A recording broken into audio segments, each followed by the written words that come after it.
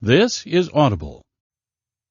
Guide to Natural Mental Health, Anxiety, Bipolar, Depression, Schizophrenia, and Digital Addiction, Nutrition and Complementary Therapies. Written by William Jiang, MLS. Narrated by Kelly Rhodes. A claim for Guide to Natural Mental Health, Anxiety, Bipolar, Depression, Schizophrenia, and Digital Addiction, Nutrition and Complementary Therapies, 3rd edition. For those new to the name William Jiang, his following book is highly recommended. A Schizophrenic Will, A Story of Madness, A Story of Hope. William Jiang was the chief librarian of the New York State Psychiatric Institute Patient and Family Library, affiliated with Columbia University for 7 years. This book focuses on the knowledge about complementary and alternative health treatments for select mental issues that he gleaned over 7 years of following the mental health literature during that time. The thrust of the book is mental health, nutrition, and complementary therapies. In one of the more comprehensive books written to date about natural treatments of mental health deviations from the norm, William Jiang makes it abundantly clear how each of the many mental health problems that grow in number daily can be approached from a natural manner. In addition to the usual problems we would expect to be discussed, Jiang offers an enlightening look at digital addiction, and the book is well worth purchasing simply for this very valid approach. Jiang writes very well and offers a different perspective on how to think about and how to cope with and how to treat or prevent mental disorders. Health is his goal, and he presents it well. As he states at the end of the book, as technology gets more and more into our bones, we are losing some of the natural rhythms of life. Despite being indoors in climate-controlled environments, our minds and bodies are still inexorably linked to the changing of the seasons. Mr. Grady Harp, November 14, 2014, Amazon Hall of Fame reviewer, Top 100 reviewer, Amazon Vine Voice. Guide to Natural Mental Health, Anxiety, Bipolar, Depression, Schizophrenia, and Digital Addiction, Nutrition and Complementary Therapies, 3rd edition by William Jiang, MLS. Forward to the 3rd edition by William Jiang, MLS. Mental illness is still a widespread and serious problem. Currently, the National Institute of Mental Health, NIMH, estimates that 26.2% of Americans ages 18 and older meet the criteria for at least one serious mental disorder, more than 1 in 4 Americans. According to another source, as of 2014, the incidence of mental illness has doubled for children since the 90s. The World Health Organization, or WHO, estimates that by the year 2020, depression will be the 2nd most common cause of disability and premature death worldwide. The statistics are grim and the problem is real and growing, but what can we do? This book tackles that very question for those who are currently suffering and those who may wish to avoid serious mental problems in the future. The good news is there is hope for many to better live with and for some completely avoid mental problems. The book is not meant to be seen as a panacea. Rather, it offers strategies to cope with and possibly prevent mental disease that are backed by current medical and scientific knowledge. Although renamed like the 1st edition, this book is what librarians call an annotated bibliography. This annotated bibliography picks the best information from the medical literature, includes commentary as well as the source, title, and abstract of the article from Medline. In this case, the strength of this particular annotated bibliography is the concentration of the knowledge of world-class experts from many medical disciplines, all in one small volume with free full text for further exploration, often available for more in-depth reading and learning. This 2nd edition includes the new topic of digital addiction. Complementary and alternative treatments for digital addiction are not included as they would most likely resemble a mixture of treatments for depression and anxiety mostly. Digital addiction is included to raise awareness of the relatively new and increasingly problematic constellation of electronic addictions ranging from out-of-control texting via cellular telephone to Facebook addiction to video game addiction and beyond. To your health. William Jiang, MLS. Disclaimer: this information is not intended to be used as a replacement for a medical doctor's advice. All information has been acquired from reputable sources, and I will personally assume no liability from any use or misuse of this information. I was the chief librarian of the New York State Psychiatric Institute Patient and Family Library, affiliated with Columbia University for 7 years. This book focuses on the knowledge about complementary and alternative health treatments for select mental issues that I gleaned over 7 years of following the mental health literature during that time. The thrust of this book is mental health, nutrition, and complementary therapies.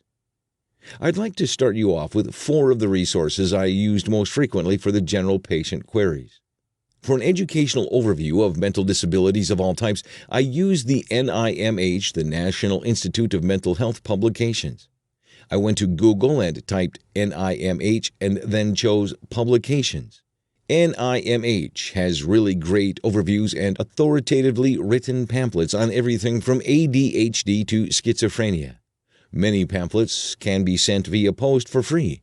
This is a great resource for mental health programs in need of good information for their clients.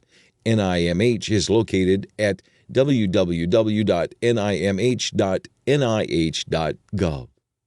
For patient information in English and Spanish about medical disorders or for patient drug information, I used medlineplus.gov. For detailed drug information, I used the electronic equivalent of the traditional medical reference book, the Physician's Desk Reference, or PDR. The information in this large tome is now brought back free of charge for users in this Internet age as DailyMed, found at dailymed.nlm.nih.gov/dailymed/about.cfm. For the same powerful and authoritative information doctors use when researching a topic, I used Medline, which is a great database run by the National Library of Medicine. Medline is also available to anybody who has an internet connection to use for free at pubmed.gov. Many of the articles are provided full text at no cost. See my author blog at www.mentalhealthbooks.net for the things I'm currently writing about. Most of the rest of this book is based on annotated abstracts from Medline, the thought being that the experts should be read in their own words. There are a few original articles included that speak to various health topics. I invite you to research everything I've included here for yourself on Medline at pubmed.gov. Medline is a deep and wonderful resource.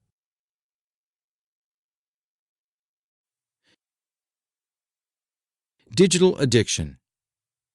The DSM, the Diagnostic and Statistical Manual of Mental Disorders, has been the standard for psychiatric diagnosis for the psychological and psychiatric communities since the Office of the U.S. Surgeon General and the U.S. Department of War published the DSM-1 as a technical bulletin in 1952. The DSM was created in large part to help mental health workers classify shell-shocked and otherwise mentally ill combat veterans who have fought in World War II.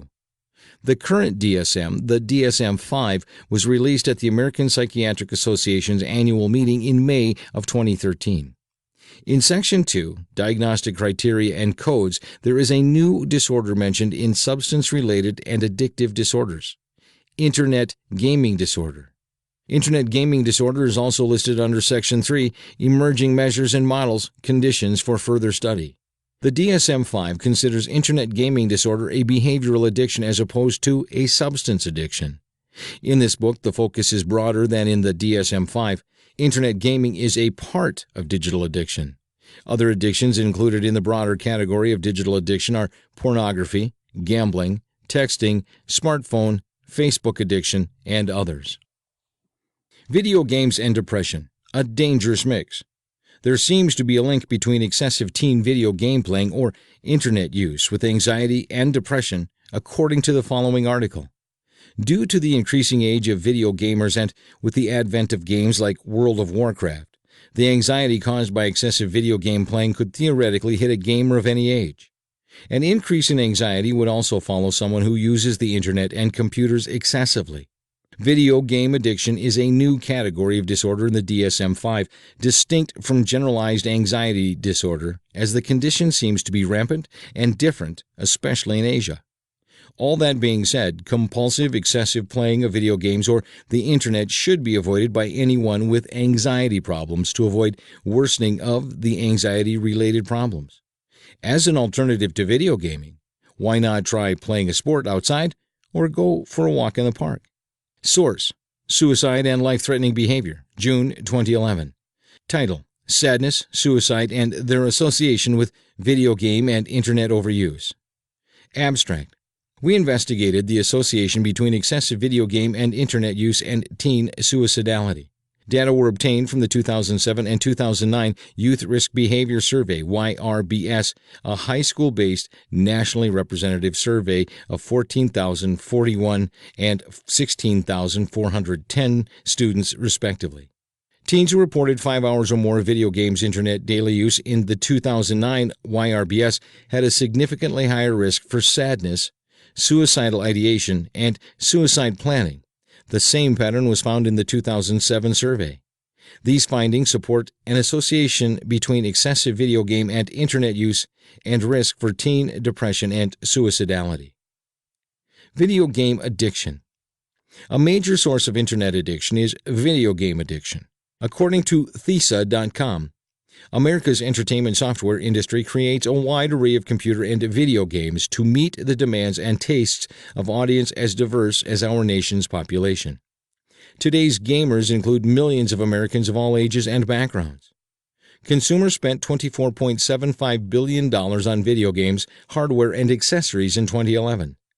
The average game player is 30 years old and has been playing games for 18 years. It is a huge market that is just getting bigger. All that being said, video games are literally killing people and breaking up marriages, as the following small sample of titles of articles from the Google News Archive show. Game over for teen who killed mother over video game. CBS News, June 17, 2009. Baby killed with video game controller. U.S. News, MSNBC.com, September 4, 2008. Video game rival killed in rage over Counter-Strike. Herald Sun, March 22, 2012. Video game fanatic hunts down and stabs rival player.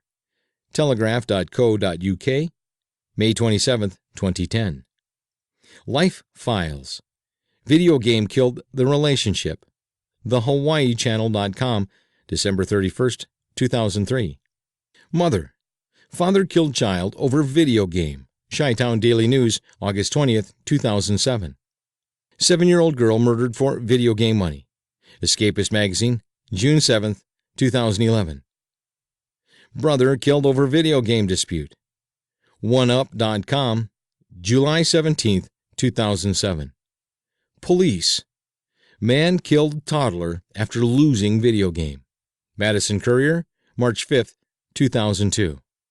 The following article talks about adolescents and video game addiction in particular, but it is probably more applicable to the general population of gamers in terms of its conclusions.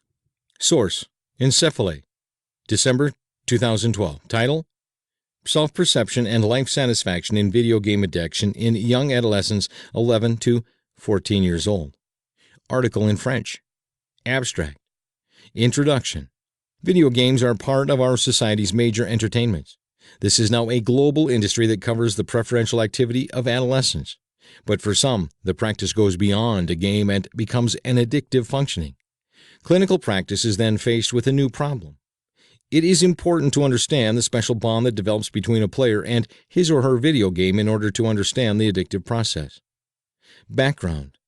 The game consists of a virtual world, a graphical construction that is a simulation of reality and which reinvents the laws that govern it. It also consists of a character embodied by the player who controls it, the avatar. Through the virtual world and avatar, the game offers the player a virtual personification that matches his or her expectations and projected ideal. The avatar shows the subject to compensate or even to modify some aspects of the self and thus enhance his or her perception of him or herself. The virtual life becomes more satisfying than real life. Objectives. The aim of this research is to propose, from the study of the relationship between psychosocial variables, self-perception and life satisfaction, and the adolescent's practice of video games, elements of construction of an explanatory model of video gaming addiction. Methods. The population of this research is composed of 74 adolescents aged 11 to 14 years old. 14 are identified as addicted to video games by the results of the Game Addiction Scale. The quantitative methodology allows measurement of the different psychosocial variables which appear important in the addictive process. The instruments used are the Game Addiction Scale, the Self-Perception Profile, and the Satisfaction with Life Scale. Results. The results show that adolescents addicted to video games see their virtual and current self as being less proficient than other teenagers. Furthermore, teenagers addicted to video games see their virtual self as more proficient and adapted to the environment than their current self. Moreover, adolescents addicted perceive their lives as less satisfying than others. Hence, virtual life is perceived as more satisfying than real life among teenagers addicted to video games. Finally, this virtual experience is thus one of the factors that explain the addiction to video games. Through the game, the teenager can live a new version of him or herself, becoming secondarily alienating.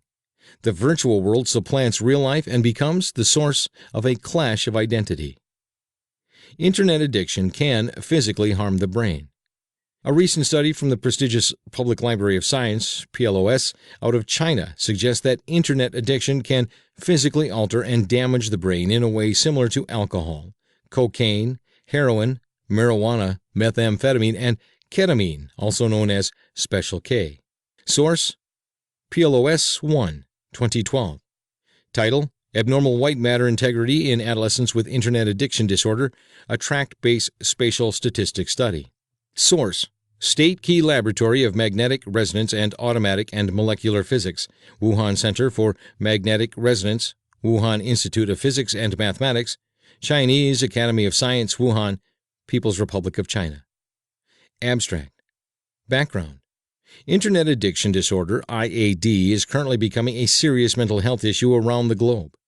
Previous studies regarding IAD were mainly focused on associated psychological examinations. However, there are few studies on brain structure and function about IAD. In this study, we used diffusion tensor imaging, DTI, to investigate white matter integrity in adolescents with IAD. Methodology. Principal findings. 17 IAD subjects and 16 healthy controls without IAD participated in the study. Whole-brain voxel-wise analysis of fractional anistropy, FA, was performed by Tract-Based Spatial Statistics, TBSS, to localize abnormal white matter regions between groups. The TBSS demonstrated that IAD had significantly lower FA than controls throughout the brain, including the orbitofrontal white matter, corpus callosum, cingulum, inferior frontal occipital fasciculus, and corona radiation, internal and external capsules, while exhibiting no areas of higher FA. Volume of interest VOI analysis was used to detect changes of diffusivity indices in the regions showing FA abnormalities. In most VOIs, FA reductions were caused by an increase in radial diffusivity while no changes in axial diffusivity. Correlation analysis was performed to assess the relationship between FA and behavioral measures within the IAD group. Significantly negative correlations were found between FA values in the left genu of the corpus callosum and the screen for child anxiety-related emotional disorders, and between FA values in the left external capsule and the Young's Internet Addiction Scale. Conclusions. Our findings suggest that IAD demonstrated widespread reductions of FA in major white matter pathways, and such abnormal white matter structure may be linked to some behavioral impairments.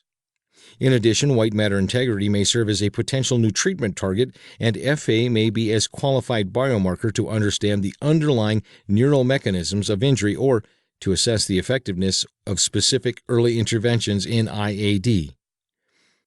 Facebook addiction correlates to time spent on Facebook, severe depression, anxiety, and insomnia, and other problems.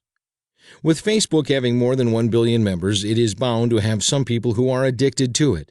From the article abstract below, we glean that among Facebook users in Turkey who are college age, Facebook addiction's severity correlates to time spent on Facebook, severe depression, anxiety, and insomnia. The article mentions that there is even a new psychological test that measures the extent of the addiction in the Facebook user, the Facebook Addiction Scale, FAS. Also, Facebook has also been implicated in the straying of married people. See Time Magazine 2009, June 22nd, Social Norms, Facebook and Divorce. Anecdotally, it has been noted that 1 in 4 college-age women would rather have Facebook time over intimacy with their significant other. Twitter and Google Plus are catching up to Facebook. Source: Cyber Psychology, Behavior and Social Networking, April 2013. Title: Facebook Addiction Among Turkish College Students, the Role of Psychological Health, Demographic and Usage Characteristics. Abstract. This study explored Facebook addiction among Turkish college students and its behavioral, demographic, and psychological health predictors. The Facebook Addiction Scale was developed and its construct validity was assessed through factor analysis. A total of 447 students reported their personal information and Facebook usage and completed the FAS and General Health Questionnaire GHQ-28. The results revealed that weekly time commitment, social motives, severe depression, and anxiety and insomnia positively predicted Facebook addiction. Neither demographic variables nor the interactions of gender by usage characteristics were found to be significant predictors. Misuse of light and depression. As opposed to therapeutic light use in the morning, which can ameliorate seasonal affective disorder, SAD, as well as sometimes non-SAD depression, viewing light at night from the use of tablets like iPad, Kindle Fire, Nook, and Android tablets can be contributing factors to developing clinical depression. Light sources, when viewed at night, LAN, may create depressed moods. Viewing other sources of light at night, such as from computer monitors, from desktops and laptops as well, from large-screen televisions, can have the same effect. According to researchers from Ohio State University, viewing even dim light in the evening seems to be implicated in the worsening of depressive symptoms among hamsters. The light at night seems to confuse the mind and throws the natural circadian biorhythm out of whack. Source: Molecular Psychiatry, July 2012. Title: Chronic dim light at night provokes reversible depression-like phenotype. Possible role for TNF. Abstract. The prevalence of major depression has increased in recent decades, and women are twice as likely as men to develop the disorder. Recent environmental changes almost certainly have a role in this phenomenon, but a complete set of contributors remains unspecified. Exposure to artificial light at night, LAN, has surged in prevalence during the past 50 years, coinciding with rising rates of depression. Chronic exposure to LAN is linked to increased risk of breast cancer, obesity, and mood disorders, although the relationship to mood is not well characterized. In this study, we investigated the effects of chronic exposure to 5-lux LAN on depression-like behaviors in female hamsters. Using this model, we also characterized hippocampal brain-derived neurotrophic factor expression and hippocampal dendritic morphology and investigated the reversibility of these changes 1, 2, or 4 weeks following elimination of LAN. Furthermore, we explored the mechanism of action focusing on hippocampal pro-inflammatory cytokines given their dual role in synaptic plasticity and the pathogenesis of depression. Using reverse transcription quantitative PCR, we identified a reversible increase in hippocampal thermonecrosis factor, but not interleukin. Direct infusion of a dominant negative inhibitor of soluble TNF XPro 1595 prevented the development of depression-like behavior under LAN, but had no effect on dendritic spine density in the hippocampus. These results indicate a partial role for TNF in the reversible depression-like phenotype observed under chronic dim LAN. Recent environmental changes, such as LAN exposure, may warrant more attention as possible contributors to rising rates of mood disorders. Internet pornography addiction. According to Internet Filter Review Top10Reviews.com, the pornography industry makes more money than the top technology companies combined, including Microsoft, Google, Amazon, eBay, Yahoo, Apple, Netflix, and Earthlink. In 2006, worldwide pornography revenues ballooned to $97.06 billion. It is a huge industry with a ravenous demand. According to ITworld.com, about 30% of all Internet traffic is porn. Internet pornography addiction is a significant subset of digital addiction. In the below study of almost 2,000 young Swedish adults shows that three main factors can lead to problems with Internet pornography addiction: religiosity, having negative experiences with Internet sexual use, and frequency of pornography viewing. Religiosity could bring up feelings of shame and conflict while using Internet pornography. Increased frequency of using of Internet porn could signal an addictive behavior that is not completely under control, making the user feel out of control. This according to FamilySafeMedia.com. Source: Archives of Sexual Behavior, April 2012. Title: Prevalence, Severity, and Correlates of Problematic Sexual Internet Use in Swedish Men and Women. Abstract: The content and prevalence of problematic Internet sexual use was investigated in a sample of 1,913 Internet-recruited younger Swedish men and women. 5 items as part of a larger Internet sexual use study addressed problems associated with it: control, dysphoria, feeling addicted, and feeling the need for treatment. The resulting scale of Internet sexual problems indicated that 5% of women and 13% of men reported some problems, with 2% of women and 5% of men indicating serious problems across the 5 items. Of 5 predictors of problematic use, 3 were significant: religiosity, having negative experiences with Internet sexual use, and frequency of pornography viewing. The viewing and sharing of pornography was most closely associated with reported problems. Data also suggested that having some very specific pornographic content interests were associated with an increase in reported problems. While these data were limited by the non-random nature of the sample, they suggest that Internet sexual problems are measurable, are a subset of Internet addiction with sexual content, and affect a small but significant proportion of the Internet-using population. Smartphone addiction. Although smartphone addiction has not made it to Medline yet, with hundreds of thousands of apps, there's an app for that. Our iPhones, Android phones, and Blackberries are intruding on our lives and peace of mind more and more. If we're lost, we can ask Siri for directions. If we're lonely, we can find a date on our cell phone. If we just want to talk to a friend, they are instantly accessible by voice or text. No wonder when the RIM BlackBerry first came out, it was called a crackberry by many. The smartphone addiction can be a powerful one.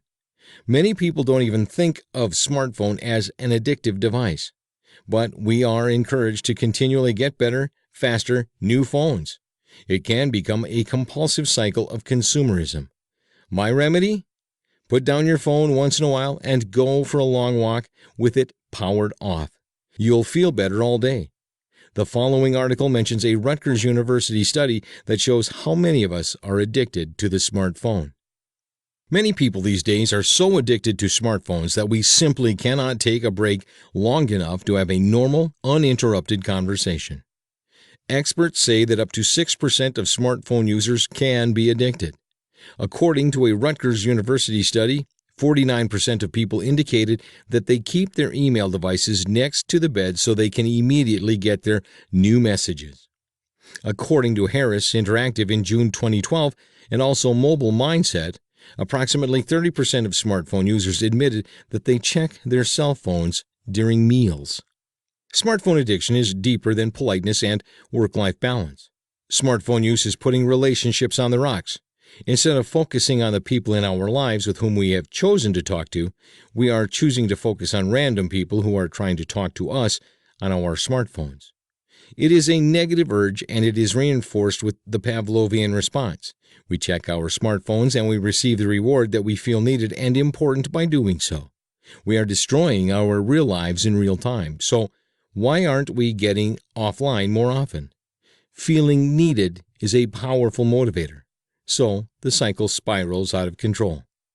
Adapted from source, Washington Business Journal by Heinen Landa, CEO, Optimal Networks. Tuesday, December 18th, 2012. Texting addiction. Texting excessively turns out to be a type of digital addiction. The article below, adapted from a CBS News article, Teens Texting Addiction Can Be Like Being Addicted to Drugs deals with teens' texting addiction and advances some sobering facts. However, although the article deals with teen texting addiction, there are many other people who are addicted to texting, such as tweens, young adults, as well as some older people. It would be preposterous to think that digital addiction due to texting is exclusively limited to teenagers. Many teenagers are addicted to texting, according to a new study. It's easy to notice that teenagers seem to need to text. Statistics indicate that 80% of all 15 to 18-year-olds own a cell phone. The rate of texting has increased exponentially to 600% in 3 years. Sending 3,000 texts a month is common among teens. Neuroimaging has shown that the same brain areas that are activated when using heroin are stimulated when texting. Both the drug and the texting triggers the release of dopamine.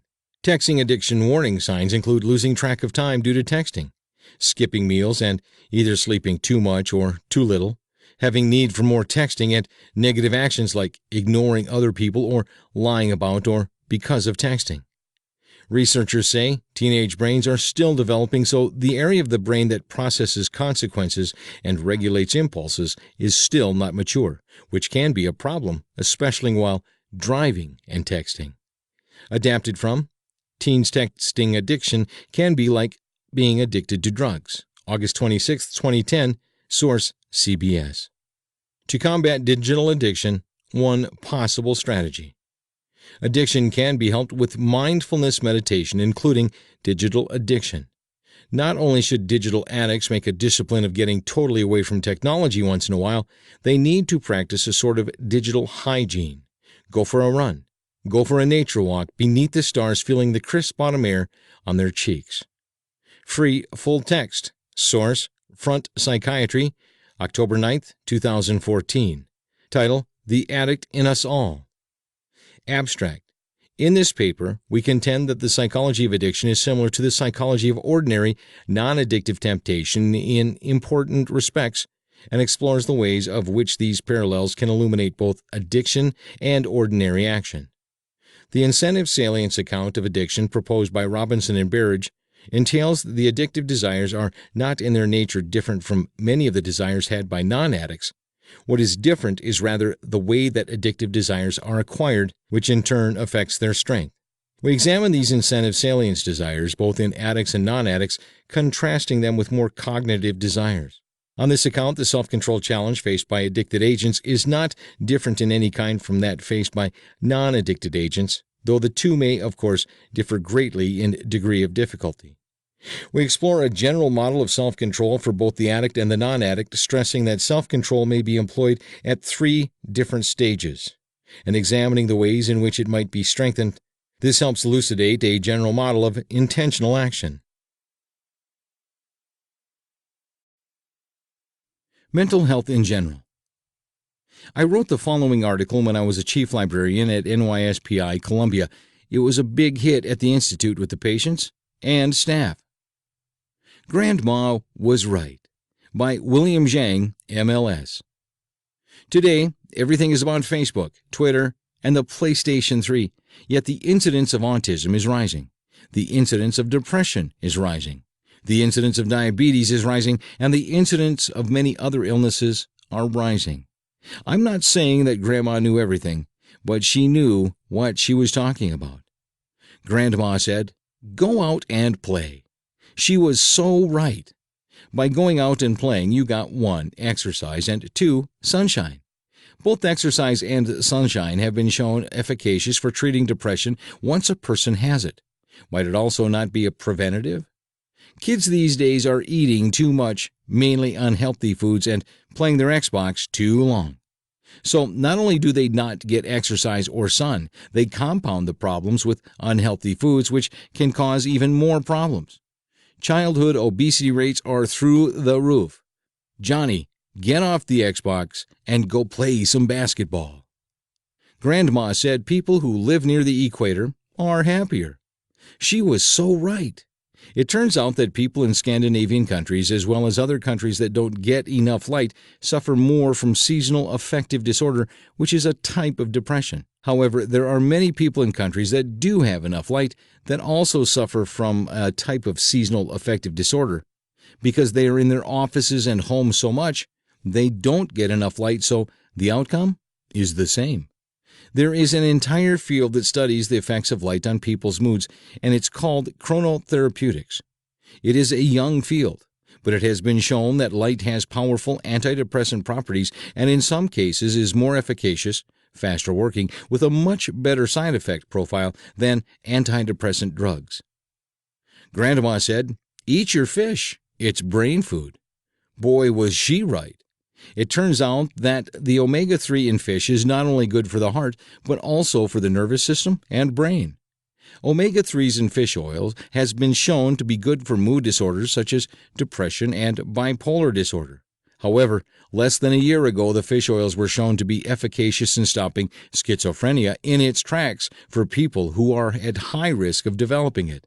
Finally, fish oil also seems to have anti-inflammatory properties which can fight against the development of diabetes.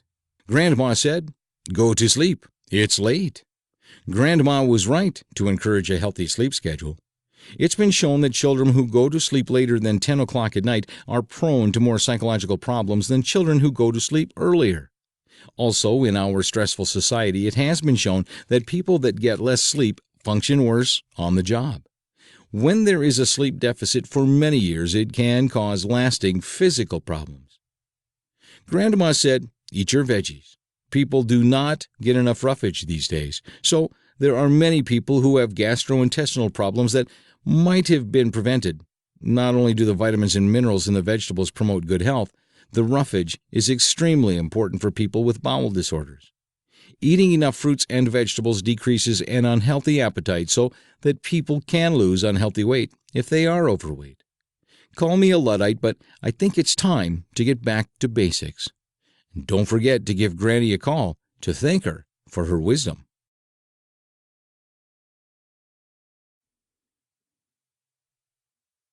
Omega-3s and depression. It is relatively widespread knowledge that fish oil can help people with depression. Source: Nutritional Journal, January 21, 2008. Title: Nutritional Therapies for Mental Disorders. Abstract: According to the Diagnostic and Statistical Manual of Mental Disorders, 4 out of the 10 leading causes of disability in the U.S. and other developed countries are mental disorders. Major depression, bipolar disorder, schizophrenia, and obsessive-compulsive disorder, OCD, are among the most common mental disorders that currently plague numerous countries and have varying incidence rates from 26% in America to 4% in China. Though some of this difference may be attributable to the manner in which individual health care providers diagnose mental disorders, this noticeable distribution can be also explained by studies which show that a lack of certain dietary nutrients contribute to the development of mental disorders. Notably, essential vitamins, minerals, and omega-3 fatty acids are often deficient in the general population in America and other developed countries, and are exceptionally deficient in patients suffering from mental disorders. Studies have shown that daily supplements of vital nutrients often effectively reduce patients' symptoms. Supplements that contain amino acids also reduce symptoms because they are converted to neurotransmitters that alleviate depression and other mental disorders. Based on emerging scientific evidence, this form of nutritional supplement treatment may be appropriate for controlling major depression, bipolar disorder, schizophrenia, and anxiety disorders, eating disorders, attention deficit disorder, attention deficit hyperactivity disorder, ADD or ADHD, addiction, and autism. The aim of this manuscript is to emphasize which dietary supplements can aid the treatment of the 4 most common mental disorders currently affecting America and other developed countries: major depression, bipolar disorder, schizophrenia, and obsessive-compulsive disorder, OCD. Most antidepressants and other prescription drugs cause severe side effects, which usually discourage patients from taking their medication. Such non-compliant patients who have mental disorders are at a higher risk for committing suicide or being institutionalized. One way for psychiatrists to overcome this non-compliance is to educate themselves about alternative or complementary nutritional treatments. Although in the cases of certain nutrients, further research needs to be done to determine the best recommended doses of most nutritional supplements. Psychiatrists can recommend doses of dietary supplements based on previous and current efficacious studies, and then adjust the doses based on the results obtained. Prevention of depression. Full free text. J. Pharmacal Science, 2014. EPUB 2014, 22nd of February. Possibility of polyunsaturated fatty acids for the prevention and treatment of neuropsychiatric illnesses. Abstract. Increasing evidence from the fields of neurophysiology and neuropathology has uncovered the role of polyunsaturated fatty acids, or PUFA, in protecting neuronal cells from oxidative damage, controlling inflammation, regulating neurogenesis, and preserving neuronal function. Numerous epidemiological studies have shown the effects of the dietary PUFA acid are associated with the onset of progression of neuropsychiatric illnesses such as dementia, schizophrenia, depression, and post-traumatic stress disorder, or PTSD. Recent clinical trials have offered compelling evidence that the PUFA acids could reduce depressive, psychotic, and suicidal symptoms as well as aggression. Although many studies have had the validity of their results questioned because of small sample sizes, several studies have indicated that PUFA are useful therapeutic tools for the treatment of dementia, major depression, bipolar disorder, and PTSD. These findings suggest that the pharmacological and nutritional actions of PUFA may be beneficial in certain neuropsychiatric illnesses. This review article outlines the role of PUFA in neurodevelopment and the regulatory mechanisms in neuronal stem cell differentiation, and also the possible use of PUFA as a prescription medicine for the prophylaxis or treatment of neuropsychiatric illnesses such as dementia, mood disorder, and PTSD. Vitamin D and depression. A lack of vitamin D can cause depression, and many people in North America do not get enough sunlight. Sunlight helps the skin produce vitamin D naturally. It is estimated that more than 1 in 4 elderly people is severely vitamin D deficient, and being of darker skin color in North America increases one's risk of vitamin D deficiency. Two of the most common reasons for not getting enough sun are living at higher latitude and being indoors a lot. Many people who work in offices are indoors all day do not get much vitamin D production from their own skin. The following article discusses vitamin D in the population of the far north. Source: International Journal of Circumpolar Health, June 2008. Title: Vitamin D and Living in the Northern Latitudes, an Endemic Risk for Vitamin D Deficiency. Abstract: Vitamin D is a steroid-structured hormone produced in the skin upon exposure to UVB radiation or obtained from certain food products, for example, liver. Its production is mediated by the vitamin D receptor, which belongs to the nuclear receptor family, and exerts its function as a transcription factor regulating several target genes. Active metabolites of vitamin D play an important role in calcium and phosphate homeostasis. Deficiency of vitamin D results in diminished bone mineralization and an increased risk of fractures. In addition, vitamin D is connected to a variety of other diseases that include different cancer types, muscular weakness, hypertension, autoimmune disease, multiple sclerosis, type 1 diabetes, schizophrenia, and depression. Antioxidants and depression. The following role mentions the potential link between the protective role of antioxidants, including zinc, on depression. Part of the reason a good multivitamin is recommended by many general practitioners is not just physical, but also mental health.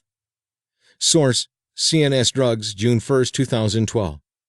Title: Antioxidants as Antidepressants, Fact or Fiction.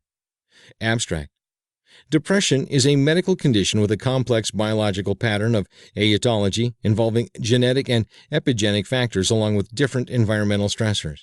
Recent evidence suggests that oxidative stress processes may play a relevant role in the pathogenic mechanisms underlying many major psychiatric disorders, including depression. Reactive oxygen and nitrogen species have been shown to modulate levels and activity of noradrenaline, serotonin, dopamine, and glutamate, the principal neurotransmitters involved in the neurobiology of depression. Major depression has been associated with lowered concentrations of several endogenous antioxidant compounds such as vitamin E, zinc, coenzyme Q10, or enzymes such as pyridoxase with an impairment of the total antioxidant status. These observations introduce new potential targets for the development of therapeutic interventions based on antioxidant compounds. The present review focuses on the possible role of oxidative stress processes in the pathogenesis of depression. The therapeutic potential of antioxidant compounds as a coadjuvant treatment to conventional antidepressants is discussed. For instance, acetylcysteine has been shown to have a significant benefit on depressive symptoms in a randomized placebo-controlled trial. Additionally, curcumin, the yellow pigment of curry, has been shown to strongly interfere with neuronal redox homeostasis in the CNS and to possess antidepressant activity in various animal models of depression, also thanks to its ability to inhibit monoamine oxidases. There is an urgent need to develop better tolerated and more effective treatments for depressive disorders, and several antioxidant treatments appear promising and deserve further study. St. John's wort and depression. St. John's wort is a popular herbal remedy among people with mild to moderate depression. Talk to your doctor if you decide to try this herbal supplement about safety for your individual case, as there are interactions with drugs that can occur with St. John's wort as well as unwanted side effects. No other country has studied St. John's wort as much as the Germans, as it has been used as a remedy for depression for centuries there. Do not use St. John's wort if mania is possible. Source: Forschende Komplementenmedizin, June 2009. Title: St. John's wort, an overview. Abstract. This article aims to summarize the current state of knowledge on St. John's wort, which is one of the oldest and best investigated medicinal herbs. Dried alcoholic extracts are the most important preparations on the market, although a variety of other preparations are available. Depressive disorders, according to modern diagnostic standards, are the best known and most widely investigated indication, although the more traditional, broader indication of psychovegetative disorders, depressive disorders, anxiety and/or nervous agitation, including diagnoses such as somatoform disorders, might more adequately describe what St. John's extracts are actually used for by many practitioners. The exact mechanisms of action are still unclear, but the available research clearly shows that various bioactive constituents contribute to the clinical effects reported, often in a synergistic manner. Hypericum extracts have consistently shown activity in pharmacological models related to antidepressant effects. Randomized clinical trials show that the extracts are more effective than placebo and similarly effective as standard antidepressants while having better tolerability in the acute treatment of major depressive episodes. The most important risk associated with the extracts are interactions with other drugs.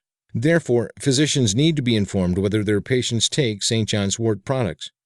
If the risk of interactions is adequately taken into account, high-quality extracts are an effective and safe tool in the hand of qualified health professionals in primary care. SAMe for depression. SAMe can cause mania in people who are prone to it, such as people who are in the depressive phase of bipolar disorder. Talk to your doctor if you decide to try this herbal supplement about safety for your individual case. Do not take SAMe with St. John's wort, as they may not mix well. Source: Canadian Family Physician, June 2011. Title: Complementary and Alternative Medicine for the Treatment of Major Depressive Disorder. Abstract. Objective: to review the clinical evidence supporting complementary and alternative medicine interventions for treating major depressive disorder. Quality of evidence. PubMed was searched from January 1966 to February 2010 using the term depressive disorder in combination with St. John's wort, SAMe, exercise, acupuncture, omega-3 fatty acids, and folate. Only relevant human trials were selected. The main message. In a large meta-analysis, St. John's wort was found to be equivalent to antidepressant drugs with fewer side effects. Exercise reduced depressive scores in 3 meta-analyses. Omega-3 fatty acids reduced depressive scores in meta-analysis of 16 trials, but publication bias was identified. Oral SAMe monotherapy reduced depressive scores in 4 of 5 small randomized controlled trials. Folate deficiency is associated with more severe and refractory depression, and supplementation reduced depressive scores in 2 of 3 randomized controlled trials. Acupuncture demonstrated limited efficacy in 1 meta-analysis and 5 other trials. Conclusion: St. John's wort and regular exercise appear effective in the treatment of depression. Acupuncture appears ineffective for depression, but it might offer other health benefits. Other promising therapies include SAMe, omega-3 fatty acids, and folic acid supplementation in selected patients. Further study is warranted. Meditation and yoga for workplace depression and anxiety. Many people get depressed because of workplace stress. Stress can cause depression and anxiety, hence the following article is of interest to those who work, especially in stressful workplace environments. Source: Evidence-Based Complementary and Alternative Medicine, ECAM, 2011. Title: A randomized controlled trial of meditation for work stress, anxiety, and depressed mood in full-time workers. Abstract: Objective: To assess the effect of meditation on work stress, anxiety, and mood in full-time workers. Methods: 178 adult workers participated in an 8-week, 3-arm randomized controlled trial comparing a mental silence approach to meditation to a relaxation active control and a wait list control. Participants were assessed before and after using psychological strain questionnaires, PSQ, a subscale of the larger Occupational Stress Inventory, OSI, the state component of the State Trait Anxiety Inventory for Adults, STAI, and the Depression Dejection, DD scale of the Profile of Mood States, POMS. Results: There was a significant improvement for the meditation group compared to both the relaxation control and the waitlist groups. The PSQ and DD. Conclusions: Mental, silence-orientated meditation, in this case Sahaja Yoga meditation, is a safe and effective strategy for dealing with work stress and depressive feelings. The findings suggest that thought reduction or mental silence may have specific effects relevant to work stress and hence occupational health. Yoga breathing for depression. In addition to meditation and mindfulness, an often overlooked complementary and alternative medicine modality to treat depression is yogic breathing. DHRANYC.org, or DHARA in New York City, is one of the leaders in bringing this kind of treatment to the United States. Source: Annals of the New York Academy of Sciences, August 2009. Title: Yoga Breathing, Meditation, and Longevity. Abstract: Yoga breathing is an important part of health and spiritual practices in Indo-Tibetan traditions. Considered fundamental for the development of physical well-being, meditation, awareness, and enlightenment, it is both a form of meditation in itself and a preparation for deep meditation. Yoga breathing can rapidly bring the mind to the present moment and reduce stress. In this paper, we review data indicating how breath work can affect longevity mechanisms in some ways that overlap with meditation and in other ways that are different from, but that synergistically enhance, the effects of meditation. We also provide clinical evidence for the use of yoga breathing in the treatment of depression, anxiety, post-traumatic stress disorder, and for victims of mass disasters. By inducing stress resilience, breathwork enables us to rapidly and compassionately relieve many forms of suffering. Prayer and depression. It has been frequently said that people who pray and have faith find it as a protection in terms of their mental health. The following large, systematic review corroborates this common view, and the article that follows shows a measurable difference in brain structural strength of those who pray. Source: Revista Brasilia, September 2006. Title: Religiousness and Mental Health, a Review. Abstract: Objective: The relationship between religiosity and mental health has been a perennial source of controversy. This paper reviews the scientific evidence available for the relationship between religion and mental health. Method: The authors present the main studies and conclusions of a larger systematic review of 850 studies on the religion-mental health relationship published during the 20th century, identified through several databases. The present paper also includes an update on the papers published since 2000, including researches performed in Brazil and a brief historical and methodological background. Discussion. The majority of well-conducted studies found that higher levels of religious involvement are positively associated with indicators of psychological well-being, life satisfaction, happiness, positive affect, and higher morale, and with less depression, suicidal thoughts, and behavior, drug, alcohol use, or abuse. Usually, the positive impact of religious involvement on mental health is more robust among people under stressful circumstances, such as the elderly and those with disability and medical illness. Theoretical pathways of the religiousness-mental health connection and clinical implications of these findings are also discussed. Conclusions. There is evidence that religious involvement is usually associated with better mental health. We need to improve our understanding of the mediating factors of this association and its use in clinical practice. Prayer and a Stronger Brain. Source: JAMA Psychiatry, December 25, 2013. Title: Neuroanatomical Correlates of Religiosity and Spirituality, a study in adults at high and low familial risk for depression. Abstract. Importance. We previously reported a 90% decreased risk in major depression, assessed prospectively in adult offspring of depressed probans who reported that religion or spirituality was highly important to them. Frequency of church attendance was not significantly related to depression risk. Our previous brain imaging findings in adult offspring in these high-risk families also revealed large expanses of cortical thinning across the lateral surface of the right cerebral hemisphere. Objective: to determine whether high-risk adults who reported high importance of religion or spirituality had thicker cortices than those who reported moderate or low importance of religion or spirituality, and whether this effect varied by family risk status. Design, setting, and participants. Longitudinal, retrospective cohort, familial study of 103 adults who were the second or third generation offspring of depressed, high familial risk, or non-depressed, low familial risk probans, first generation. Religious or spiritual importance and church attendance were assessed at 2 time points during 5 years, and cortical thickness was measured on anatomical images of the brain acquired with magnetic resonance imaging at the second time point. Main outcomes and measures. Cortical thickness in the parietal regions by risk status. Results: importance of religion or spirituality, but not frequency of attendance, was associated with thicker cortices in the left and right parietal and occipital regions, the mesial frontal lobe of the right hemisphere, and the cuneus and precuneus in the left hemisphere, independent of familial risk.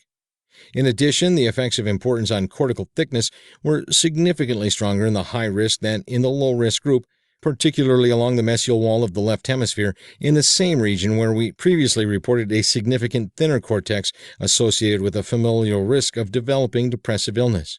We note that these findings are correlational and therefore do not prove a causal association between importance and cortical thickness. Conclusion and relevance. A thicker cortex associated with a high importance of religion or spirituality may confer resilience to the development of depressive illness in individuals at high familial risk for major depression, possibly by expanding a cortical reserve that counters to some extent the vulnerability that cortical thinning poses for developing familial depressive illnesses. Sleep and depression. A healthy night's sleep is important for keeping mental health strong. If your sleep is regularly disturbed, this can be a sign of depression. Source: Australian Family Physician, May 2010. Title: Circadian Rhythms and Depression. Abstract. Features of depression suggestive of a disturbance to circadian rhythms include early morning waking, diurnal mood changes, changes in sleep architecture, changes in timing of the temperature nadir, and peak cortisol levels.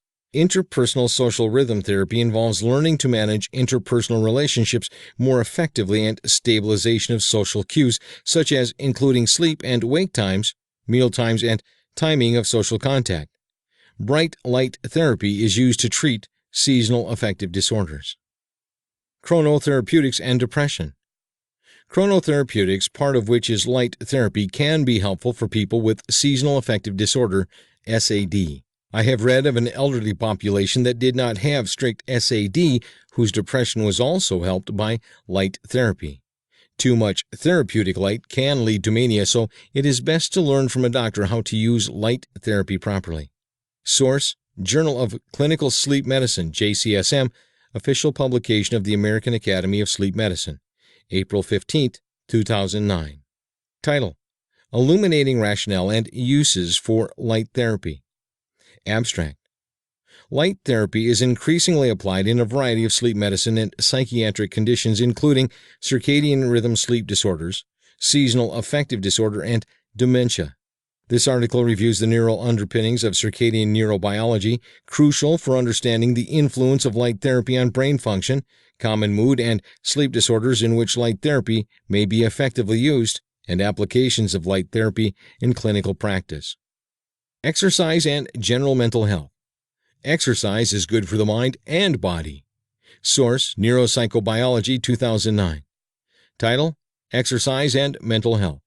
Many reasons to move. Abstract: The relationship between physical activity and mental health has been widely investigated, and several hypotheses have been formulated about it. Specifically, during the aging process, physical exercise might represent a potential adjunctive treatment for neuropsychiatric disorders and cognitive impairment, helping delay the onset of neurodegenerative processes. Even though exercise itself might act as a stressor, it has been demonstrated that it reduces the harmful effects of other stressors when performed at moderate intensities. Neurotransmitter release, neurotrophic factor, and neurogenesis, and cerebral blood flow alteration are some of the concepts involved. In this review, the potential effects of exercise on the aging process and on mental health are discussed, concerning some of the recent findings on animal and human research. The overwhelming evidence present in the literature today suggests that exercise ensures successful brain functioning. Running as an antidepressant. It has been said that exercise acts like a second antidepressant. Source: Physiology and Behavior, September 2007. Title: Running is rewarding and antidepressive. Abstract: Natural behaviors such as eating, drinking, reproduction, and exercise activate brain reward pathways, and consequently the individual engages in these behaviors to receive the reward. However, drugs of abuse are often more potent in activating the reward pathways. Rewarding behaviors and addictive drugs also affect other parts of the brain not directly involved in the mediation of reward. For instance, running increases neurogenesis in hippocampus and is beneficial as an antidepressant in genetic animal model of depression and in depressed humans. Here we discuss and compare neurochemical and functional changes in the brain after addictive drugs and exercise with a focus on brain reward pathways and hippocampus. The air we breathe and depression. Ever notice that you feel better near a roaring fireplace, at the bench, or at the park? The thing all of these places have in common is negative ionization in the air. It turns out that our job environments may be leading to depression not only because we are not getting enough sun, but also the stale and lifeless air we breathe at work and at home may be a risk factor for developing clinical depression. Fresh air is full of negative ionization, which has been linked to better mood according to the following meta-analysis. Source: BMC Psychiatry, January 15, 2013. Title: Air Ions and Mood Outcomes, a Review and Meta-Analysis. Abstract. Background. Psychological effects of air ions have been reported for more than 80 years in the media and scientific literature. This study summarizes a qualitative literature review and quantitative meta-analysis where applicable that examines the potential effects of exposure to negative and positive air ions on psychological measures of mood and emotional state. Methods. A structured literature review is conducted to identify human experimental studies published through August 2012. 33 studies from 1957 to 2012 evaluating the effects of air ionization on depression, anxiety, mood states, and subjective feelings of mental well-being in humans were included. 5 studies on negative ionization and depression, measured using a structured interview guide, were evaluated by level of exposure, high versus low, using meta-analysis. Results. Consistent ionization effects were not observed for anxiety, mood, relaxation, sleep, and personal comfort. In contrast, meta-analysis results showed that negative ionization overall was significantly associated with lower depression ratings, with a stronger association observed at high levels of negative ion exposure. The response to high-density ionization was observed in patients with seasonal or chronic depression, but an effect of low-density ionization was observed only in patients with seasonal depression. However, no relationship between the duration or frequency of ionization treatment on depression ratings was evident. Conclusions: no consistent influence of positive or negative air ionization on anxiety, mood, relaxation, sleep, or personal comfort measures was observed. Negative air ionization was associated with lower depression scores, particularly at the highest exposure level. Future research is needed to evaluate the biological plausibility of this association. Significant others and depression. Our support network can make us or break us. Try to have positive people in your life. Your mind will benefit. Source: American Journal of Psychiatry, May 1998. Title: For Better or Worse: Interpersonal Relationships and Individual Outcome. Abstract: At a time of strong biological emphasis in psychiatry, it is important to emphasize that relationships with important others may play a crucial role in individual outcome. Psychoanalytic theories in the form of object relations, self-psychology, and relational psychoanalysis reflect this emphasis, and, at a broader level, the interpersonal school of psychiatry focuses selectively on the role of relationships in health and illness. 10 central premises of the interpersonal school are presented, followed by brief, selective reviews of 3 bodies of empirical data: studies of well-functioning marriages and families, the role of adult relationships in undoing the adult consequences of destructive childhood experiences, and the relationship of marital variables to the onset and course of depressive disorders. Clinical experience and research findings suggest that clinicians treating couples and families may be helpful by using techniques designed to both increase the intensity of effective bonds and repair the inevitable disruptions of those bonds. It is also noted that recent psychophysiologic studies suggest that derivatives of intensive affective bonds and their disruptions in the form of confiding and conflict may influence both vascular reactivity and cellular immune competence. These studies suggest that, for better or worse, may have physiologic as well as psychological implications. Laughter and depression. Although laughter did not significantly alter the number of depressed people in the short term in the study, laughter did increase resiliency and quality of life for the patients in the study. There are 2 things that are very important to everybody, and it has also been said that laughter is the best medicine. Plus, laughter does not have unwanted side effects, so picking up a joke book and reading a joke a day could be good for one's long-term health. If you don't like to read, watching comedians on YouTube could lift your spirits. Source: Journal of Korean Academy of Nursing, June 2011. Effects of laughter therapy on depression, quality of life, resilience, and immune responses in breast cancer survivors. Abstract: Purpose: In this study, the effects of laughter therapy on levels of depression, quality of life, resilience, and immune responses in breast cancer survivors were examined. Methods: A quasi-experimental non-equivalent control group, pre-test, post-test design as used. 37 participants included breast cancer survivors who finished the chemotherapy and radiation therapy, 16 in the experiment group and 21 in the control group. Data were collected from August to November 2009. The experimental group participated in laughter therapy 8 times twice a week for 60 minutes per session.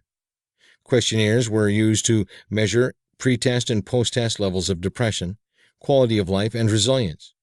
A blood test was used to analyze changes in total T cell, T helper, T suppressor, Th-Ts ratio, total B cell, T cell B cell ratio, and NK cell for immune responses. Results: The results showed that laughter therapy was effective in increasing the quality of life and resilience in breast cancer survivors, but depression and immune responses did not differ significantly between the groups. Conclusion: The results of the study indicate that laughter therapy may be an effective nursing intervention to improve quality of life and resilience in breast cancer survivors. Pets and depression. Man's best friend can be a lifesaver. Source: The Western Journal of Medicine, January 1986. Title: The Therapeutic Value of Pets. Abstract: While domestic pets are capable of transmitting disease and inflicting injury, they may also be of benefit to human health. Studies suggest that companion animals, in addition to their well-known role as helpers to the handicapped, may alleviate depression, solace the lonely, facilitate psychotherapy, socialize criminals, lower blood pressure, increase survivorship from myocardial infarction, and ease the social pain of aging in our society. The gut and depression. Probiotics like acidophilus can help with the state of our minds. They say there are more neurons in the gut than there are in the brain. Therefore, a happy gut means a happy mind. Free full text. The annual New York Academy of Science, December 2013. EPUB 2013, November 22nd. Probiotics, Prebiotics in the Host Microbiome and the Science of Translation. Abstract: Recent advances in our understanding of the community structure and function of the human microbiome have implications for the potential role of probiotics and prebiotics in promoting human health. A group of experts recently met to review the latest advances in microbiome research and discuss the implications for development of probiotics and prebiotics, primarily as they relate to effects mediated via the intestine. The goals of the meeting were to share recent advances in research on the microbiome, probiotics, and prebiotics, and to discuss these findings in the context of regulatory barriers, evolving healthcare environments, and potential effects on a variety of health topics, including the development of obesity and diabetes, the long-term consequences of exposure to antibiotics early in life to the gastrointestinal microbiota, lactose intolerance, and the relationship between the GI microbiota and the central nervous system, with implications for depression, cognition, satiety, and mental health for people living in developed and developing countries. This report provides an overview of these discussions. Antacids and depression. Beware, some widely used antacids such as Prilosec can cause lowering the levels of B12 as well as other side effects. When B12 levels are lowered, it is possible that depression can ensue due to chronically low levels of the B vitamin. Source: Expert Review of Clinical Pharmacology, July 2013.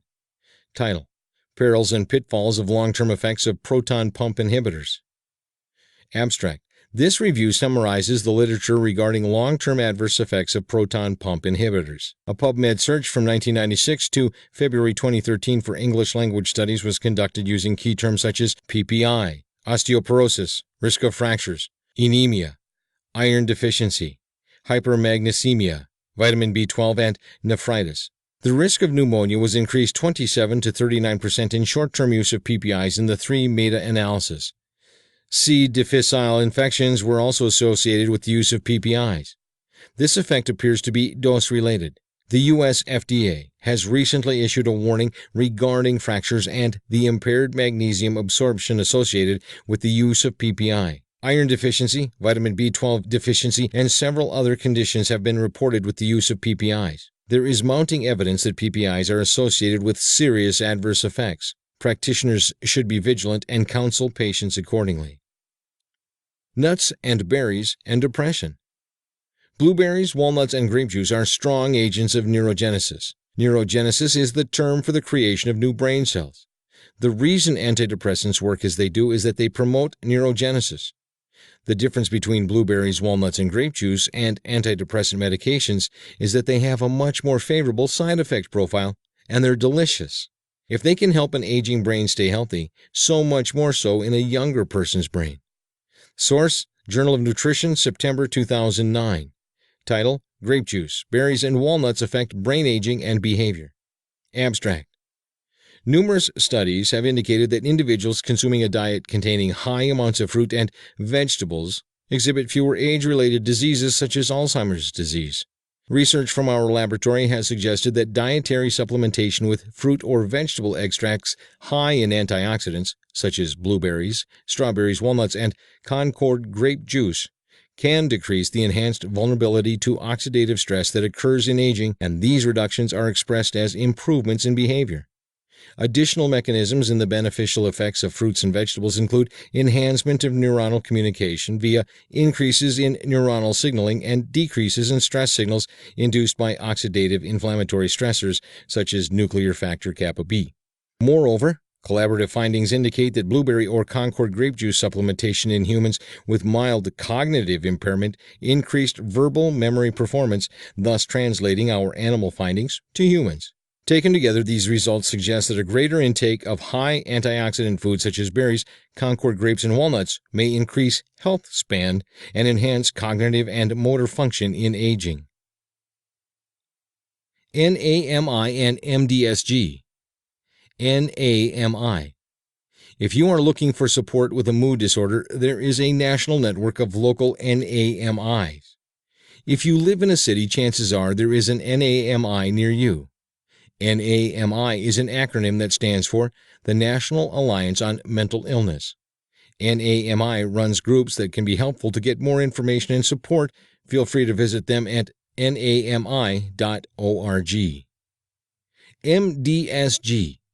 If you live in New York City and you are looking for support, there is a very powerful peer group that meets twice a week in a hospital setting in Manhattan. MDSG stands for Mood Disorders Support Group, and hundreds of people each year go there to find support for their depression and bipolar disorder. Learn more by visiting their website at mdsg.org.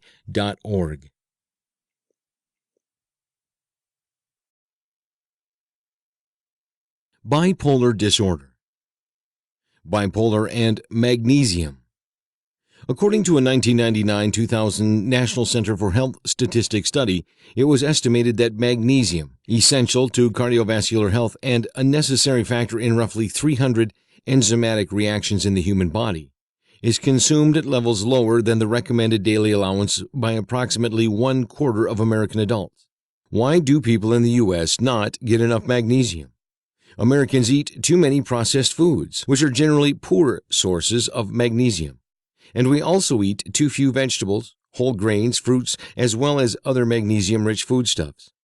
A healthy level of magnesium in the blood seems to be beneficial to people with mood disorders. In the following article, buried among the jargon, is the clinical gem that a healthy level of magnesium correlates with better clinical state for people taking all types of psychotropic medications, including anti-manic drugs and people taking mood stabilizers. Be careful not to overdose on magnesium, as too much can be toxic. Source: Magnesium Research, official organ of the International Society for the Development of Research on Magnesium, June 2008. Title: Interactions between magnesium and psychotropic drugs. Abstract: Psychotropic drugs, including antidepressants, anti-manic drugs, antipsychotics, analgesic opioids, and others, are among the most frequently used medicines. Between these drugs and magnesium, there are pharmacokinetic and pharmacodynamic interactions.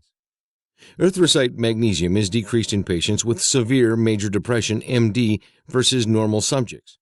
Therapy with sertraline, 150 mg per day, PO 21 days, or amitriptyline, 3 times 25 mg per day, PO 28 days, increase significantly erythrocyte concentration of magnesium.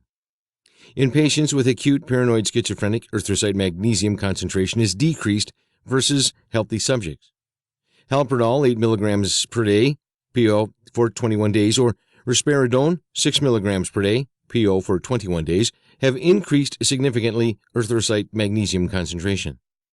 Antimanic drugs, mood stabilizers, as carbamazepine, 600 mg per day, PO 4 weeks, and sodium valproate, 900 mg PO 4 weeks, increased significantly magnesium in patients with bipolar disorder type 1. Increased magnesium status positively correlated with enhancement of the clinical state.